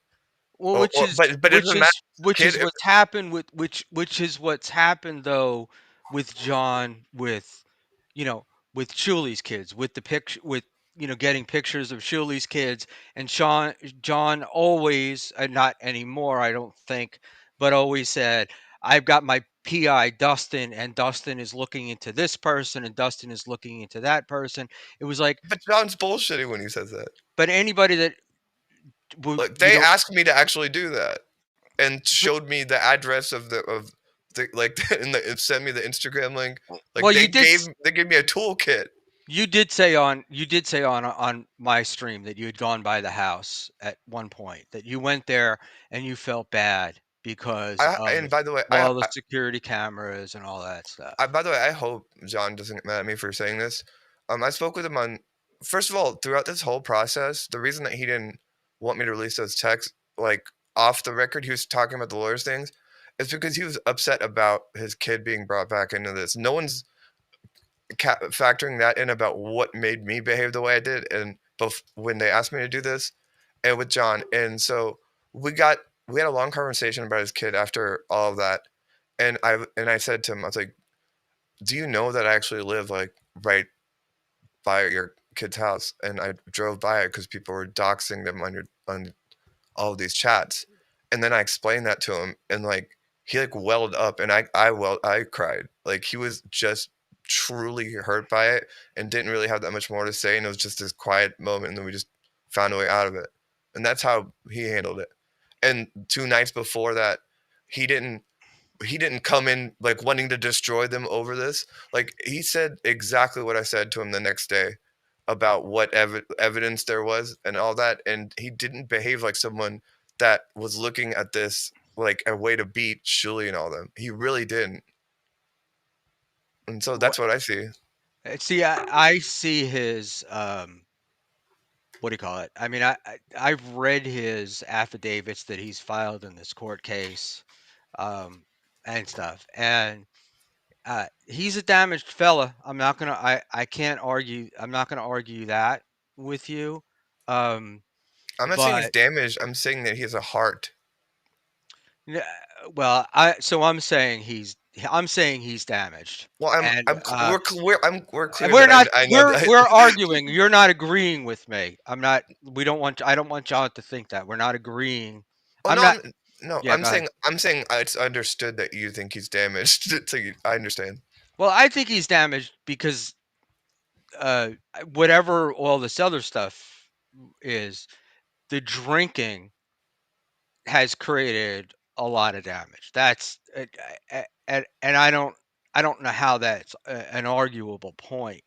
I But mean, he's in this Truman Show. If you really like zoom out with the way he lives, he's a kind of a standard like guy's guy that got divorced and lives alone and like likes to drink beer and watch the football game and stuff.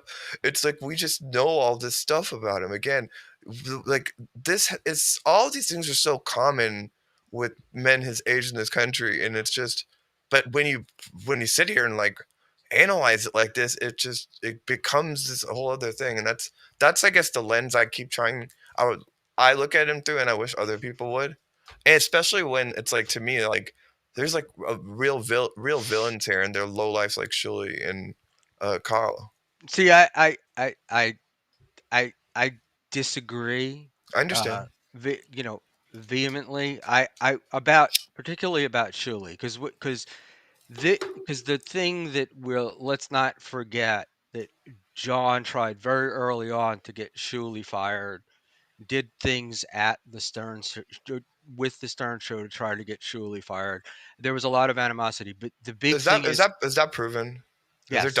how is that Well, there's proven? John going into the you've got John going into the hotel But that with wasn't the to target with Shuli. That was just to talk to anybody he could find from the well, show. he targeted Shuley, right? No, he Shuley said, didn't. He "No, I didn't. don't want." He Well, he well, didn't. I mean, he found Shuley yeah, and he found Shuli. Yeah. and look, I don't care what you can say it any way you want, whether he found him or didn't. He certainly harassed the guy, He definitely and harassed him. I just don't. I was asking if there's evidence that right. he But tried then to get he him said, yeah, fired. he did because he said Shuley was his mole for information on the Stern things that were going on in the Stern show. So at the very least, he was making Shuley's life uncomfortable, um, and he was a real scumbag towards Shuley. I mean, I would be. Uh, I don't know. Shuley's reaction was positive for a long time, and that was what when Carl had Shuley on the show, Shuley would not talk about John. in the beginning. I think that specific thing is because Shuli hadn't figured out if there's anything he wants to get out of John, and then when he realized there's nothing, that's why he did that.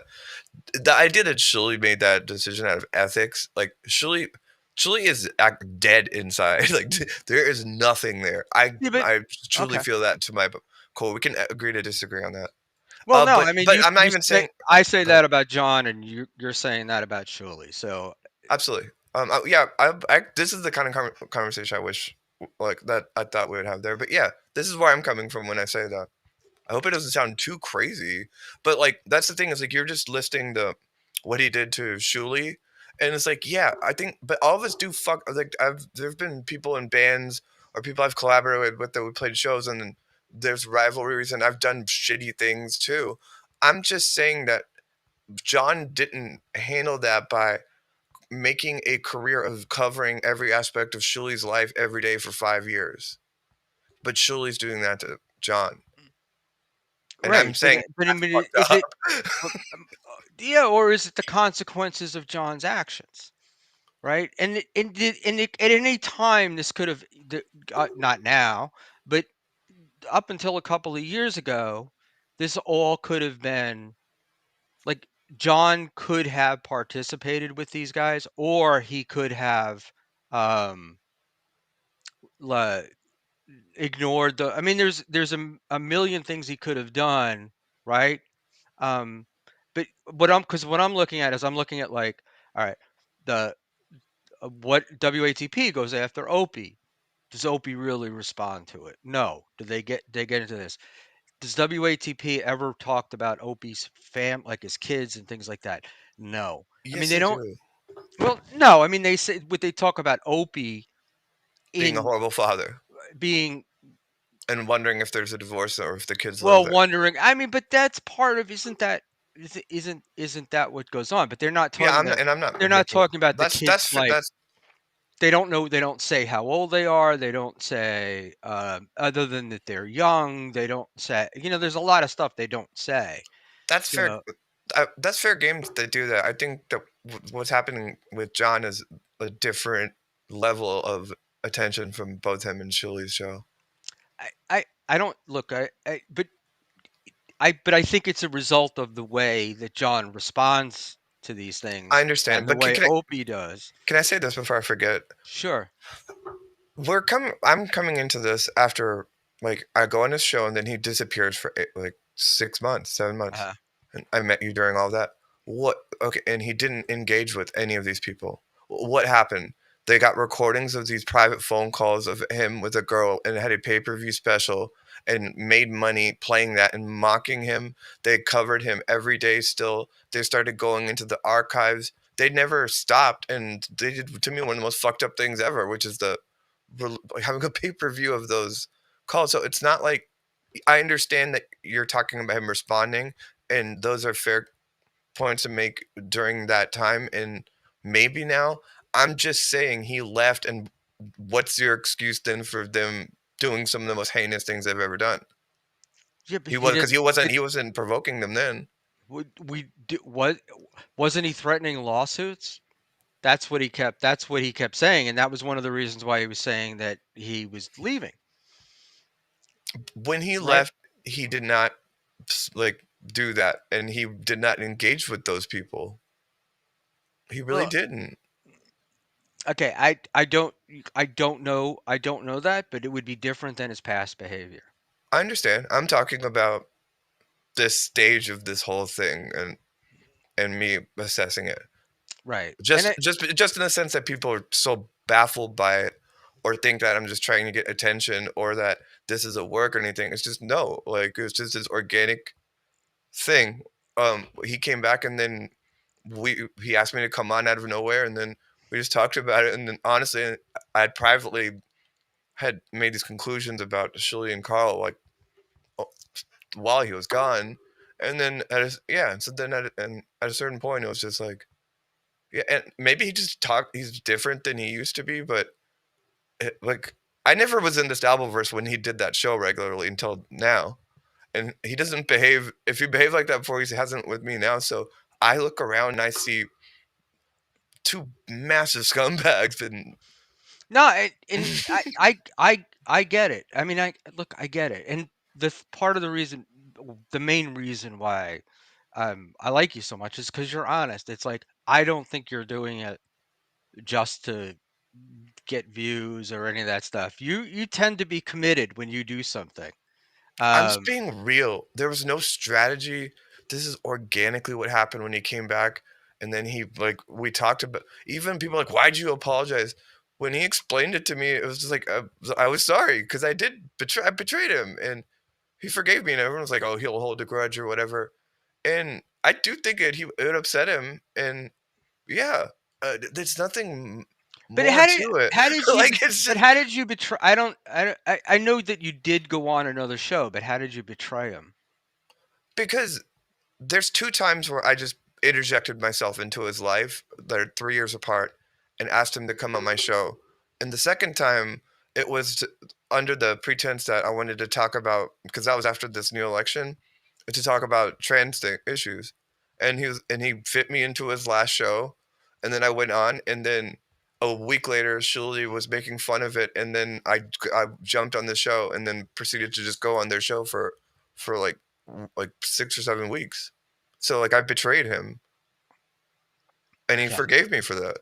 When you that part, to be honest, I hadn't been listening to Uncle Rico for quite a while, just because it didn't fit it. Not for nefarious reasons, but it wasn't fitting in, and I was getting a little. My wife started it, got me going. Like, isn't this stuttering John obsession a little bit much? Everyone in my And real life is like that too. Like, um, and I was like excited to be on that show and like suddenly learning how to stream, but that show was never good anyway. Like Carl's show is at least watchable. Like actually sitting and watching an episode of TSN, like waiting for 30 minutes. Like even when I was on, I knew I would never watch. I would have never watched that while I was on it. But it was still a cool thing to suddenly start doing. But yeah, but that's how I yeah, betrayed him. but that's part of the. It's funny because that's like a victim of success, right? Like you're getting all these super chats and you're getting people on there, and if you're trying to make money, then you have to spend the time doing it. But that's actually what first turned me off to it. Was it was like super chat, super chat, super chat. And by the time we got through anything, Yeah, it went on too long. But I don't want to say I'm it was never good. Um, well, like the regular format is not good. It's unwatchable. I mean, it was unwatchable when I was on it. Like I said, I would watch Carl's show because he's a he's like respect for the time of the viewers, whether or not I agree with what he's doing. Like he edits the show well and all that. They just drag out nothing, and they're not funny. Like Zen has some good jokes sometimes, but Shuley's never funny. Yeah. Yeah, that's I disagree, but I think they have different. I do think they have different jobs, Mhm. um, Yeah, in this. So like, that's fair. I don't think Carl is particularly funny. I like Carl, but but I don't think he's particularly funny. But I think he's talented at the organization and putting people together He's he's and ironic. I'm sorry. oh no, He's ironically the Opie of that show, and you need an Opie to have to be a showrunner, and he's an amazing showrunner. Carlos. yeah, and look, and the way he puts stuff together, like when he does shows, like I've been to shows that he's run, Hmm. they run No, he's an smoothly. amazing producer. And he also learns from his mistakes. So like at the first, I think it was the first Detroit show he did, it might have been second. He had a meet and greet, and the way it was arranged was you bought tickets, like you bought VIP tickets and you bought show tickets. Now you paid like you bought them as a package, but basically what happened was all these people were in the theater for the meet and greet. They were all everything, and then they all had to get kicked out of the theater, and then everybody had to come back in. Well, guess what? He doesn't do that anymore Mm. because he learned from his mistake, and that's a uh, learning from your mistakes is a big thing, and that's the thing I will give Carl, is that you can see if you, or you can hear if you listen to his old stuff versus his newer stuff, it's better. Like Oh yeah, I've heard those like everything has gotten better. I've heard those montages they made where it's like Opie Volume 1 and 2 of like from the beginning of when Carl had Yeah, I've heard that progression. Yeah, he's great at that. He's a great producer. He's an insufferable person and to me not a likable person. I'm sure everyone in their head is like, "Well, fuck you, Alva, you're not likable." But I'm just saying he's not likable too. And Well, he's definitely not like the rest of the like you can see with him is there's the people that he likes, and those are the people that he spends his time with, and he's cordial um to like guests and people that he meets like out at the events and stuff. He's cordial, but it's different than like some of the other people who you wind up just hanging out with until 2 3 in the morning, you mm, know. And it's definitely a different vibe. I So think Carl kind of gets away with like not claiming responsibility for a lot of things that he's at least indirectly responsible for and keeping going that other people do too. But he's found a way to absolve himself morally of that. there's a there's there's a whole lot of that Hmm. that goes on. I'm sure it goes on in the world, but it certainly goes on, you know, in the Dabbleverse, and where no, observe and report, but when somebody gets involved, they still cover it. So it's Hmm. like you're, it's almost like you're influencing other people to do the same thing, Hmm. right? But and And yeah, and they should keep doing that. I'm just saying, uh, if I'm seeing my place in any of it, like whatever place that is, I'm um I'm trying to poke at that veneer of those two cocksuckers. Like that's interesting to me because there's a lot that hasn't been explored there. yeah, part of the thing may be that what do you call it? Look, Carl seems to be getting more people interested in taking a look at him more Hmm. than they have in the past, because like I think like you said, he's always been viewed as very clean and very like sort of untouchable in a way. And I see people now are starting to kind of make fun of him and I'm here for it. poke at him a little bit, and I think that would be, you know, good for everybody. But um, going back forever, I think the level of hate that Shuli's gotten Yeah, um, that's a different ballgame. has It's a always different been ethical out. question. Always been nuts. I mean, and some of it is that, you know, with a guy, I think what happens is sometimes with a guy like Shuli is he winds up at the Stern Show and working in there for 15 years, and he was just a caller. And Yeah, I'm going to guess that there's a lot of, well, why not me? I'm just as good as he is, with these people that hate him on Reddit and things like that. So I don't even think people do that with him. I think no one ever thought he was funny ever, and no one ever really thought he was doing that well within the context of the show. Like everyone just tolerated him being there, and Howard recognized that he was a team player, and that was the only strength he had. Was that he'll like John says he would weigh Whack Packer's shit for him, and Howard could depend on Chili to do that. I I I think that what where Carl is organizational and the shows and things like that, I think Shuli had a way of dealing with the Whack Packers that kept them from getting out of control and kept them doing what they wanted them to do. Yeah, I Um, mean a, a, a babysitter. Then okay, yeah, he's a good babysitter. no, he he's a wrangler and he knows stuff, but he was there for 15 years, and we know Stern, right? Um, do people who don't do the job or don't do it well or aren't producing, not in the producing term, but producing wise in making something happen, do they keep them around that long? I mean, I don't think so. and Shuli had a show on Howard 101 for a long time. Um, so I don't know. I don't know. I've never found Shuli insufferable, and he's always been very nice to me. Um, but in person, I have found him like a bit shy, and and a bit. But I have this habit too, which is a bit controlling about wanting things done a certain way. They're both very controlling. I'm sure that yeah, I'm sure nice in person. I'm assessing their archetypes and their output and the consequences of it. All right, all right. Yeah. I look. I think that like I said earlier, I mean, it's just both sides just keep increasing they keep fighting, and the war just grows and grows, and it's I'm like, just I can't just not um respond by saying again, John was gone for like 7 months and one side was still fighting and finding more things to embarrass him and fuck with him about. And John wasn't doing that was a one-way fight. So yeah, and that may look, that's your impression.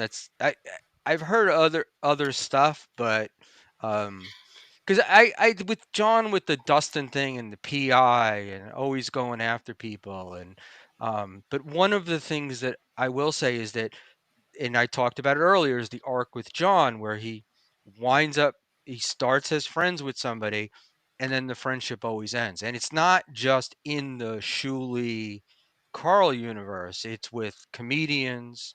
It's when you hear other people talk about him that knew John, is it's like they've all gotten away, like they don't really want anything to do with them. okay. Um, so I I don't know.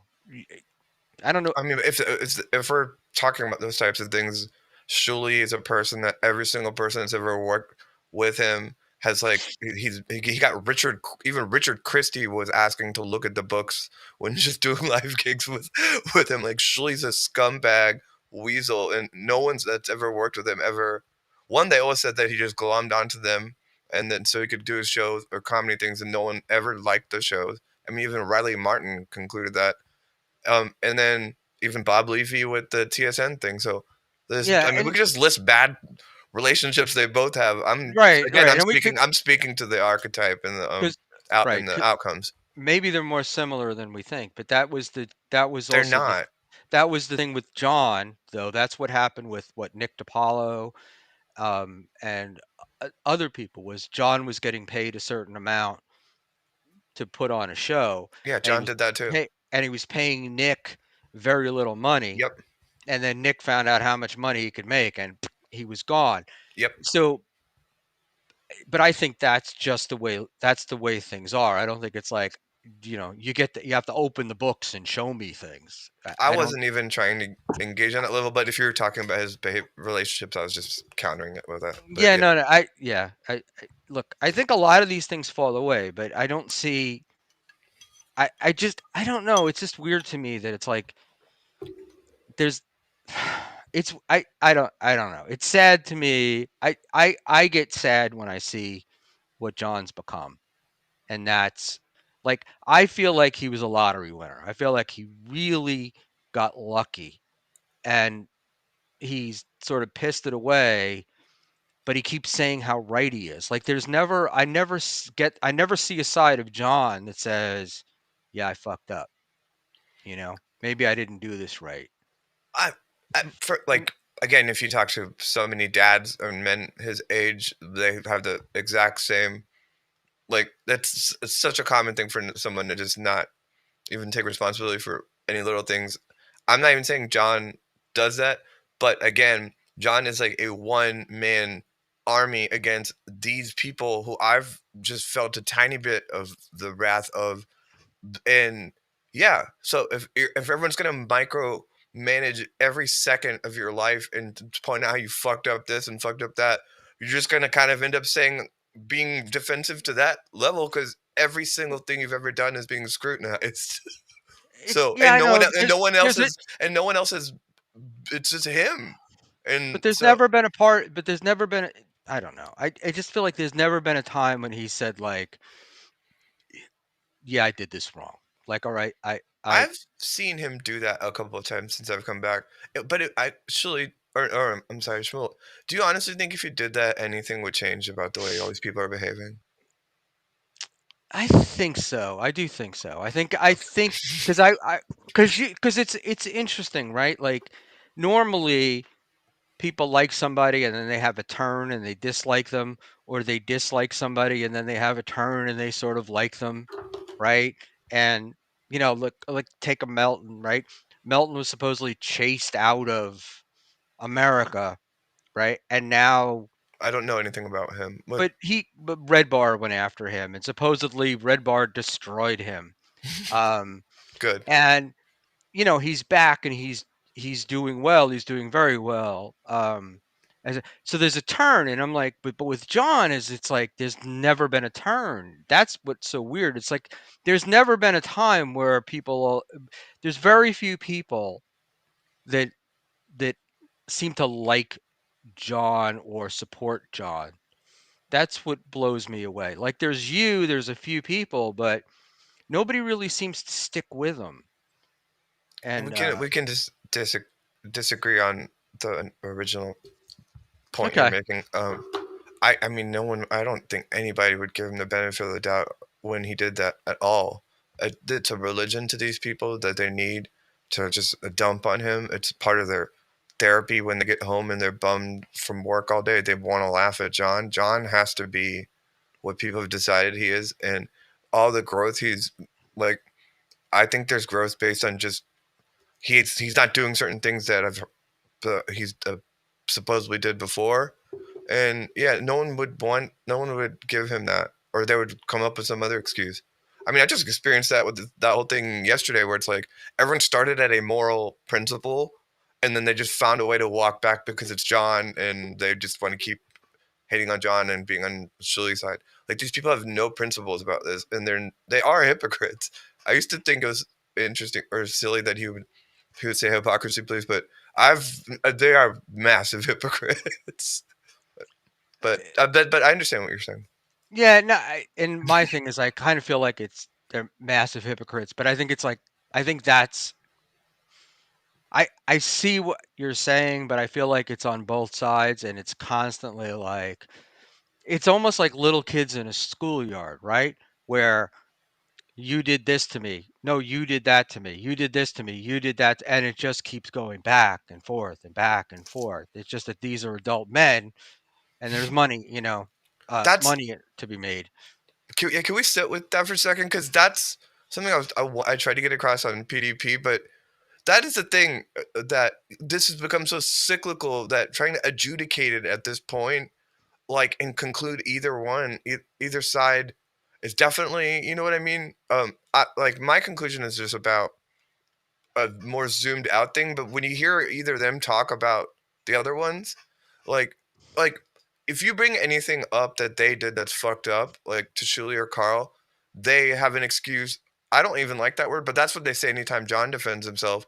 But they have just as many things to justify like insanely fucked up behavior. And so it's just a cycle. They're like, well, John did that. And it's like, okay, we're 5 years into this. And to me, it's like, let's elevate this conversation a little bit. Well, look, I think Genta's going to make a good point, which is that the wedding video, does Ava know Vince played the wedding videos, not Shirley, and F Mommy videotaped John in his home. Vince played it. Vince sends deliveries, not TSN, and shares all of John's texts with Tukey. I'm actually sure that while I was on a stream with Vince, because I'm being like severely harassed and people have my personal information now because of this John thing, and I had to file a police. I had to go to the police station, and there's a whole other thing going. I think Vince was like on that show with me and John, and I got a text during it that was a map that shows the distance between my house and John's son's house, like during the stream. And I think Vince is the one who sent it while he was just sitting there, like doing it. So I understand that, Genda. Yeah, it's funny because I always wonder if Vince is not like when things are calming down, there's like an armistice almost developing. Is Vince the one that throws gas on it, trying to light it back up? And Oh, I came into this whole thing like I like smile and joke with him, but I'm behind the scenes. I'm like actively like like protecting myself from him. well, I guess it was yesterday. Whenever you were on with Vince, I was Genta, like, Genta, I know. I knew that going into this. I thought, I'm agreeing with you by pointing that out. I thought it was like with Vince. It was like Vince is trolling John, and for some reason John lets it happen. Um, I I don't know why. I don't see what John gets out of the relationship, but There's a friendship there, right? Like it, supposedly, yeah. It's fascinating, isn't it? I Because I they don't. like hang out with each other. They'll sleep in the same bed and like stay somewhere. Not like in a gay way, but like they'll get drunk on a trip and his wife's there and he sends pictures of his wife. There seems to be a real friendship, but I mean, Vince is a chaos agent in the background of it. It's fascinating. Yeah, I feel like there's Vince. There's like his mind. He's always planning. It's like always the next move. Always how to, uh, get something started. And it's just weird. It's also weird that you would be a lawyer and and this is how you'd be spending your time. You He know? takes and he takes some risks because yeah, like if he's doing any of the three of the things I think are him happening with him, like he could get arrested for it and definitely lose his license. But yeah, he's This fascinating. is. I love Uh, him though. He's hilarious. I think this is the SJ uses him for money and Vince uses him for content. I think Gent is probably uh, not wrong. Oh, you Definitely not Genta wrong, probably understands it more than me. I'm still new to their relationship. and understands it more than me. But we're moving on from John. We do live in a universe of uh, adult aged men not behaving like adults, Mhm. and people who are in obvious distress, claiming how much they're winning. I don't know how much you follow the granny stuff. I just became a huge like I just watched or listened to all of the Doom Granny clips like while I was working like 3 days ago. He's fascinating. I got to like I discovered him by being on your show when you brought him on. Oh yeah, that's right. And yeah, he talks about that show, and all this whatever little success we have is due to him having been on here. But uh, it was a joke. He but Wait, it's this okay, sorry, I get it. he. I was listening to him the other day, and he basically said that that our show had viewers because he was on it, and I thought it was pretty funny. Um, but I don't get this like going out and attacking your ex, especially somebody as liked as much as his, but and they have a kid. Mhm. It's like unbelievable. I'm like, and you're living in a shed, right? You're shitting in a bucket basically, and you're winning, and you're going to tell everybody that you're doing it. And this goes back to what you said earlier, though, something about, but he's got people encouraging him to do it. What's the what's the pathology of that? Uh, With with Granny's the people, not Granny so much, right? Like to me, Granny's he's obviously an alcoholic. He's obviously got issues, and he's obviously in distress. What's the pathology of all of these people egging that on and encouraging it? Because that's what seems to go on, like with John, it seems to go on. It seems to go on with the Carl and the Shuleys of the world. Like there wouldn't be an audience for Rico or WATP if we didn't like watching people get made fun of, right? But I this, like watching to, people yell a little bit more than or people yelling at each other than like some of that darker stuff. Like just watching someone get mad to me is funnier, but fair enough. Go ahead. Like I'll yeah, watch someone yelling I'll sit there and watch like 6 hours if people are just screaming at each other. If I get two people yelling at each other, I'm okay with it, but I'm not thrilled with when when it's like six people yelling at each other, or it doesn't go anywhere. Um, I enjoyed when our first stream together was a yelling stream. So and we could do that again.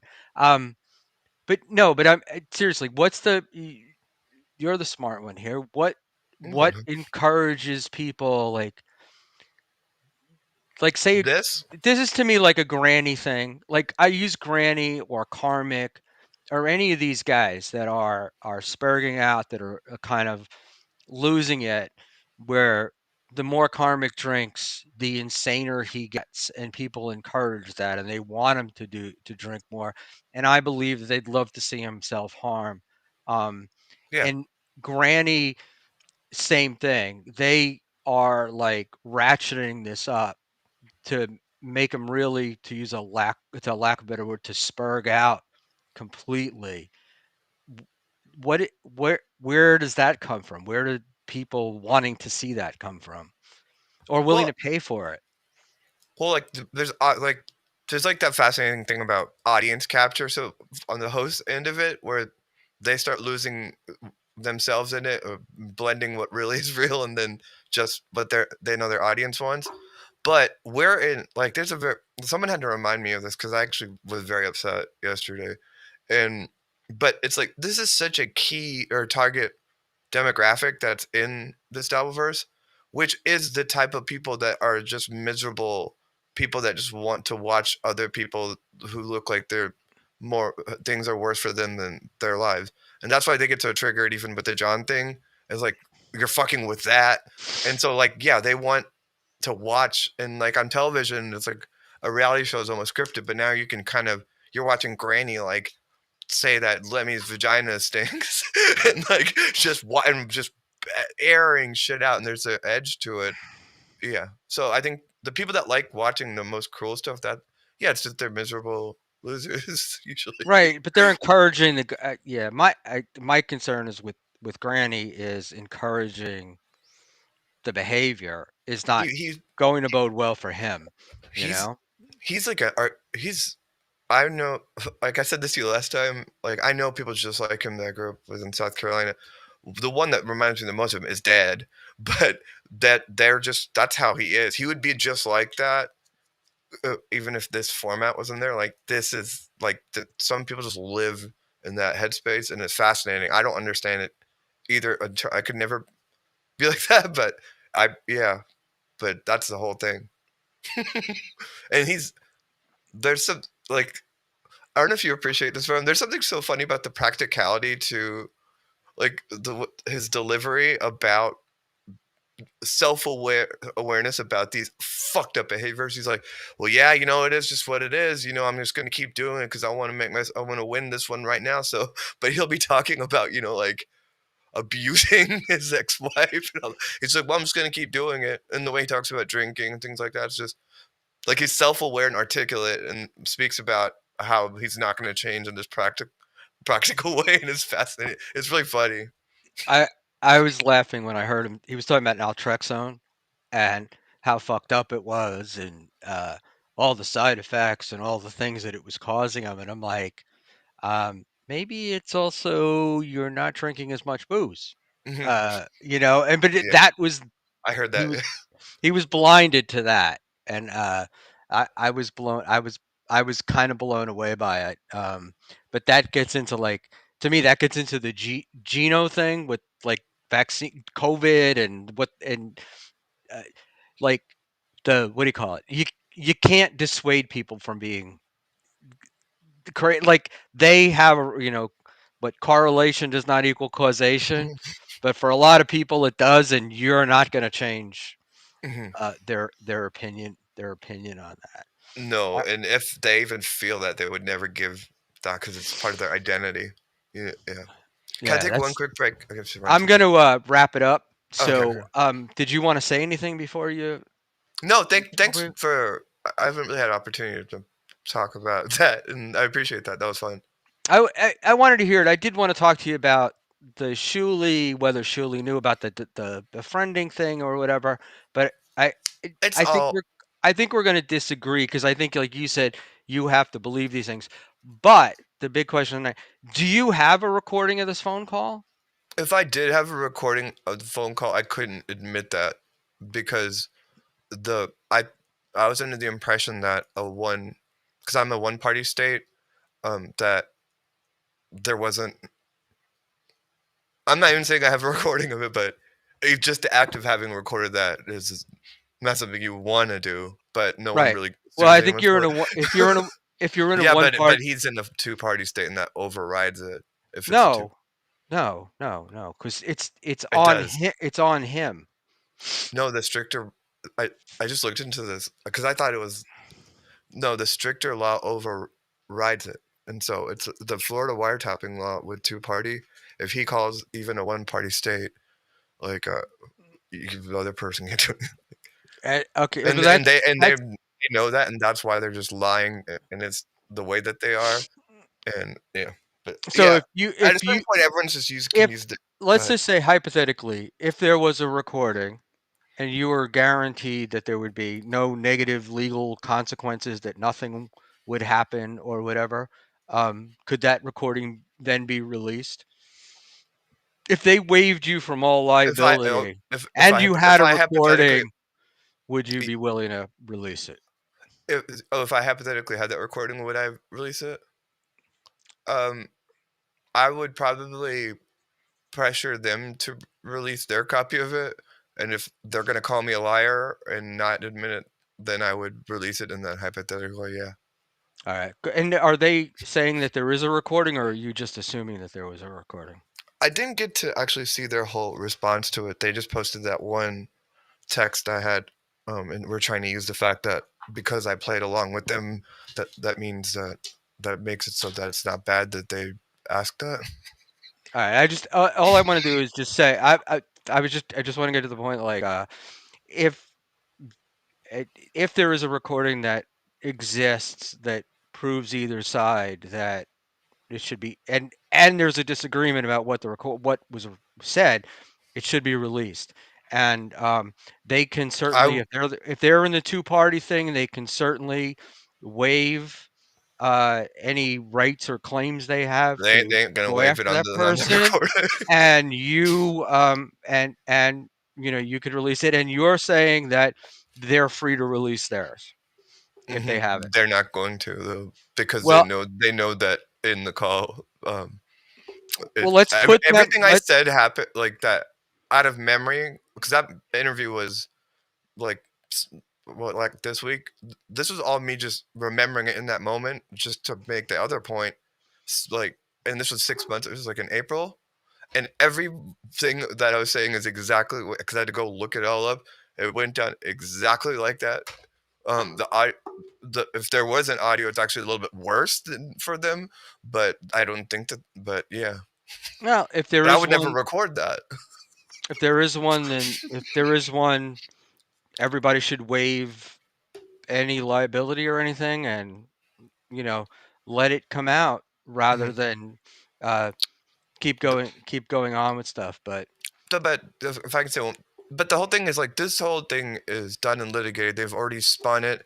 People have already found a way to just move away from the core thing, and they're going to hang on to the little things that they can't. Anyone that's interested in trying to adjudicate this objectively, like just with those texts and having those texts verified, which you can do, you should be able to figure out what happened and why that one little thing because of the two right, party thing, like and and as we've yeah, learned like and as that. we've But if learned you're in being objective, you can figure out that who's lying here. But all right, but I'm not even in the business of trying to convince these people they're fucking monsters. and Uh, as we've learned in the Dabbleverse, that no matter what anybody says, once you do what they want, the goalpost will be moved. this one moved really far too. It was sick. It actually was the one of the only times I got upset yesterday when I came home and I was like, they what? Like that's what they're doing with it. But yeah, So Schmuel supports Shuli's PDF enabling from Klaus Kinski for $1.99. What? I don't know, Klaus. You could have spent um, the money better someplace else, but I don't even get it. uh, oh, when all the Shuli new stuff came out, I was you don't know. Again, people were making assumptions, and it was the same thing with Shuli. Like, well, if you just say this, then we'll know that you didn't. But every time something would come out, the goalpost would be moved a little more and a little more, and you can't prove a negative no matter how hard you try. So um, I thought not saying anything was probably a good idea, but I got really annoyed that then again, all of a sudden, everybody became a pedo, you know, Mhm. like, and that was what they were using. And oh, it's joking. And then where do you draw the line with jokes? Well, you know, it wasn't. You know, people know it wasn't a joke. It was easy to accuse someone of, um, and there, uh, and there's that. But I don't really want to. Can can I add to what you just said? Yeah, go ahead. That's to me what if you really want to understand Shuli's ethics, um, is when he was talking to me about that, like everything was inconceivable to him that anyone that I would have ever acted in good faith about anything. He was offended that I expressed empathy to him if he had lost family members on October 7th. And after now that y'all know about this whole thing, about the way they phased me out and what they had asked me to do, and I was I was angry at him privately. I just moved on from it and I started coming on your show and Clown Town, and I just started doing my own thing elsewhere. But everywhere I went in the beginning, I was being attacked for being a Shuli um, person, and I was still defending him on the principles that that is fucked up. That people are calling him a pedophile, like just on that level. Even though I couldn't stand him, Shuli would never do that for anyone because he'll throw you under the bus if he has no use for you. And the scariest thing about that whole thing yesterday is like this actually does feel very cultish because they've repeated for 5 years the same things into these viewers' heads. Granted, they're probably only really 200 viewers, but they've been brainwashed into actually thinking Shuli wouldn't do something like this. Like, oh, he would never. And that is a very, very delusional thing because any like straight shooter like Shuli would do anything, and the way he would do it is to have his producer call, so there's no record of that part of it. Like Shuli is a terrible person. That's all. Sorry about that. No, no, no. So I'm laughing because your thing is that if Shuli knew, he would have done something just because that's what he does. Is Mhm. that basically what we're? About which one? It doesn't matter about anything. My point was just that I still defended him on that because I think implying that he knew just because someone he knows his producer got busted was unfair, and I was doing that while I hated him, but just on principle. Shuli doesn't understand that level of like integrity. Do you uh, get what I'm trying to say? yeah, I know 100% what you're trying to say, Okay. which I really do. Listen, I know you got to go pee, Thank, so thanks for having me. let me let you go. And I was gonna say if you wanted to go, we could take a 10-minute break, but I don't think I can stay up that late. So That's we'll wrap it up. But thanks for coming on. Thanks for talking to us and absolutely always so good to convincing talk us. to you. All right, All love right, you. kid. Bye, Thanks. Bye brother. bye. All right, guys. I guess Dave Sauer's never showing up. Um, hey, thank you for being here. Um, thank you to everyone. I don't know. Peter Sky Parker, is anyone running the show? Peter, the job is open. If you'd like, we don't pay anything, but we would do it. And oh, and I want to just put up NJ Ranger here. He wore like an old man mask and hat. This is Kevin Brennan, I would imagine. I don't know who tipped off the security guard, but he got bounced at the beginning of SJ said. Was that Kevin that got bounced at the beginning? Because I didn't think Kevin was allowed in. And but in any event, what I was wondering if the horn blowing thing happened, but I guess we'll find all that stuff. Listen, it's been a great fun time for me, and I'm glad we got to. He was wearing a mask. He was wearing like a COVID mask when I saw him. So I saw a mask. I didn't see old man, and uh, Peter Sky Parker. The answer to your question for me is I've given up. So as long as we can hear them, I'm there. I wish we could get better sound, but that's it. And that's the deal, guys. It's been a great night. Thank you very much. We'll see you all again very soon. Take care.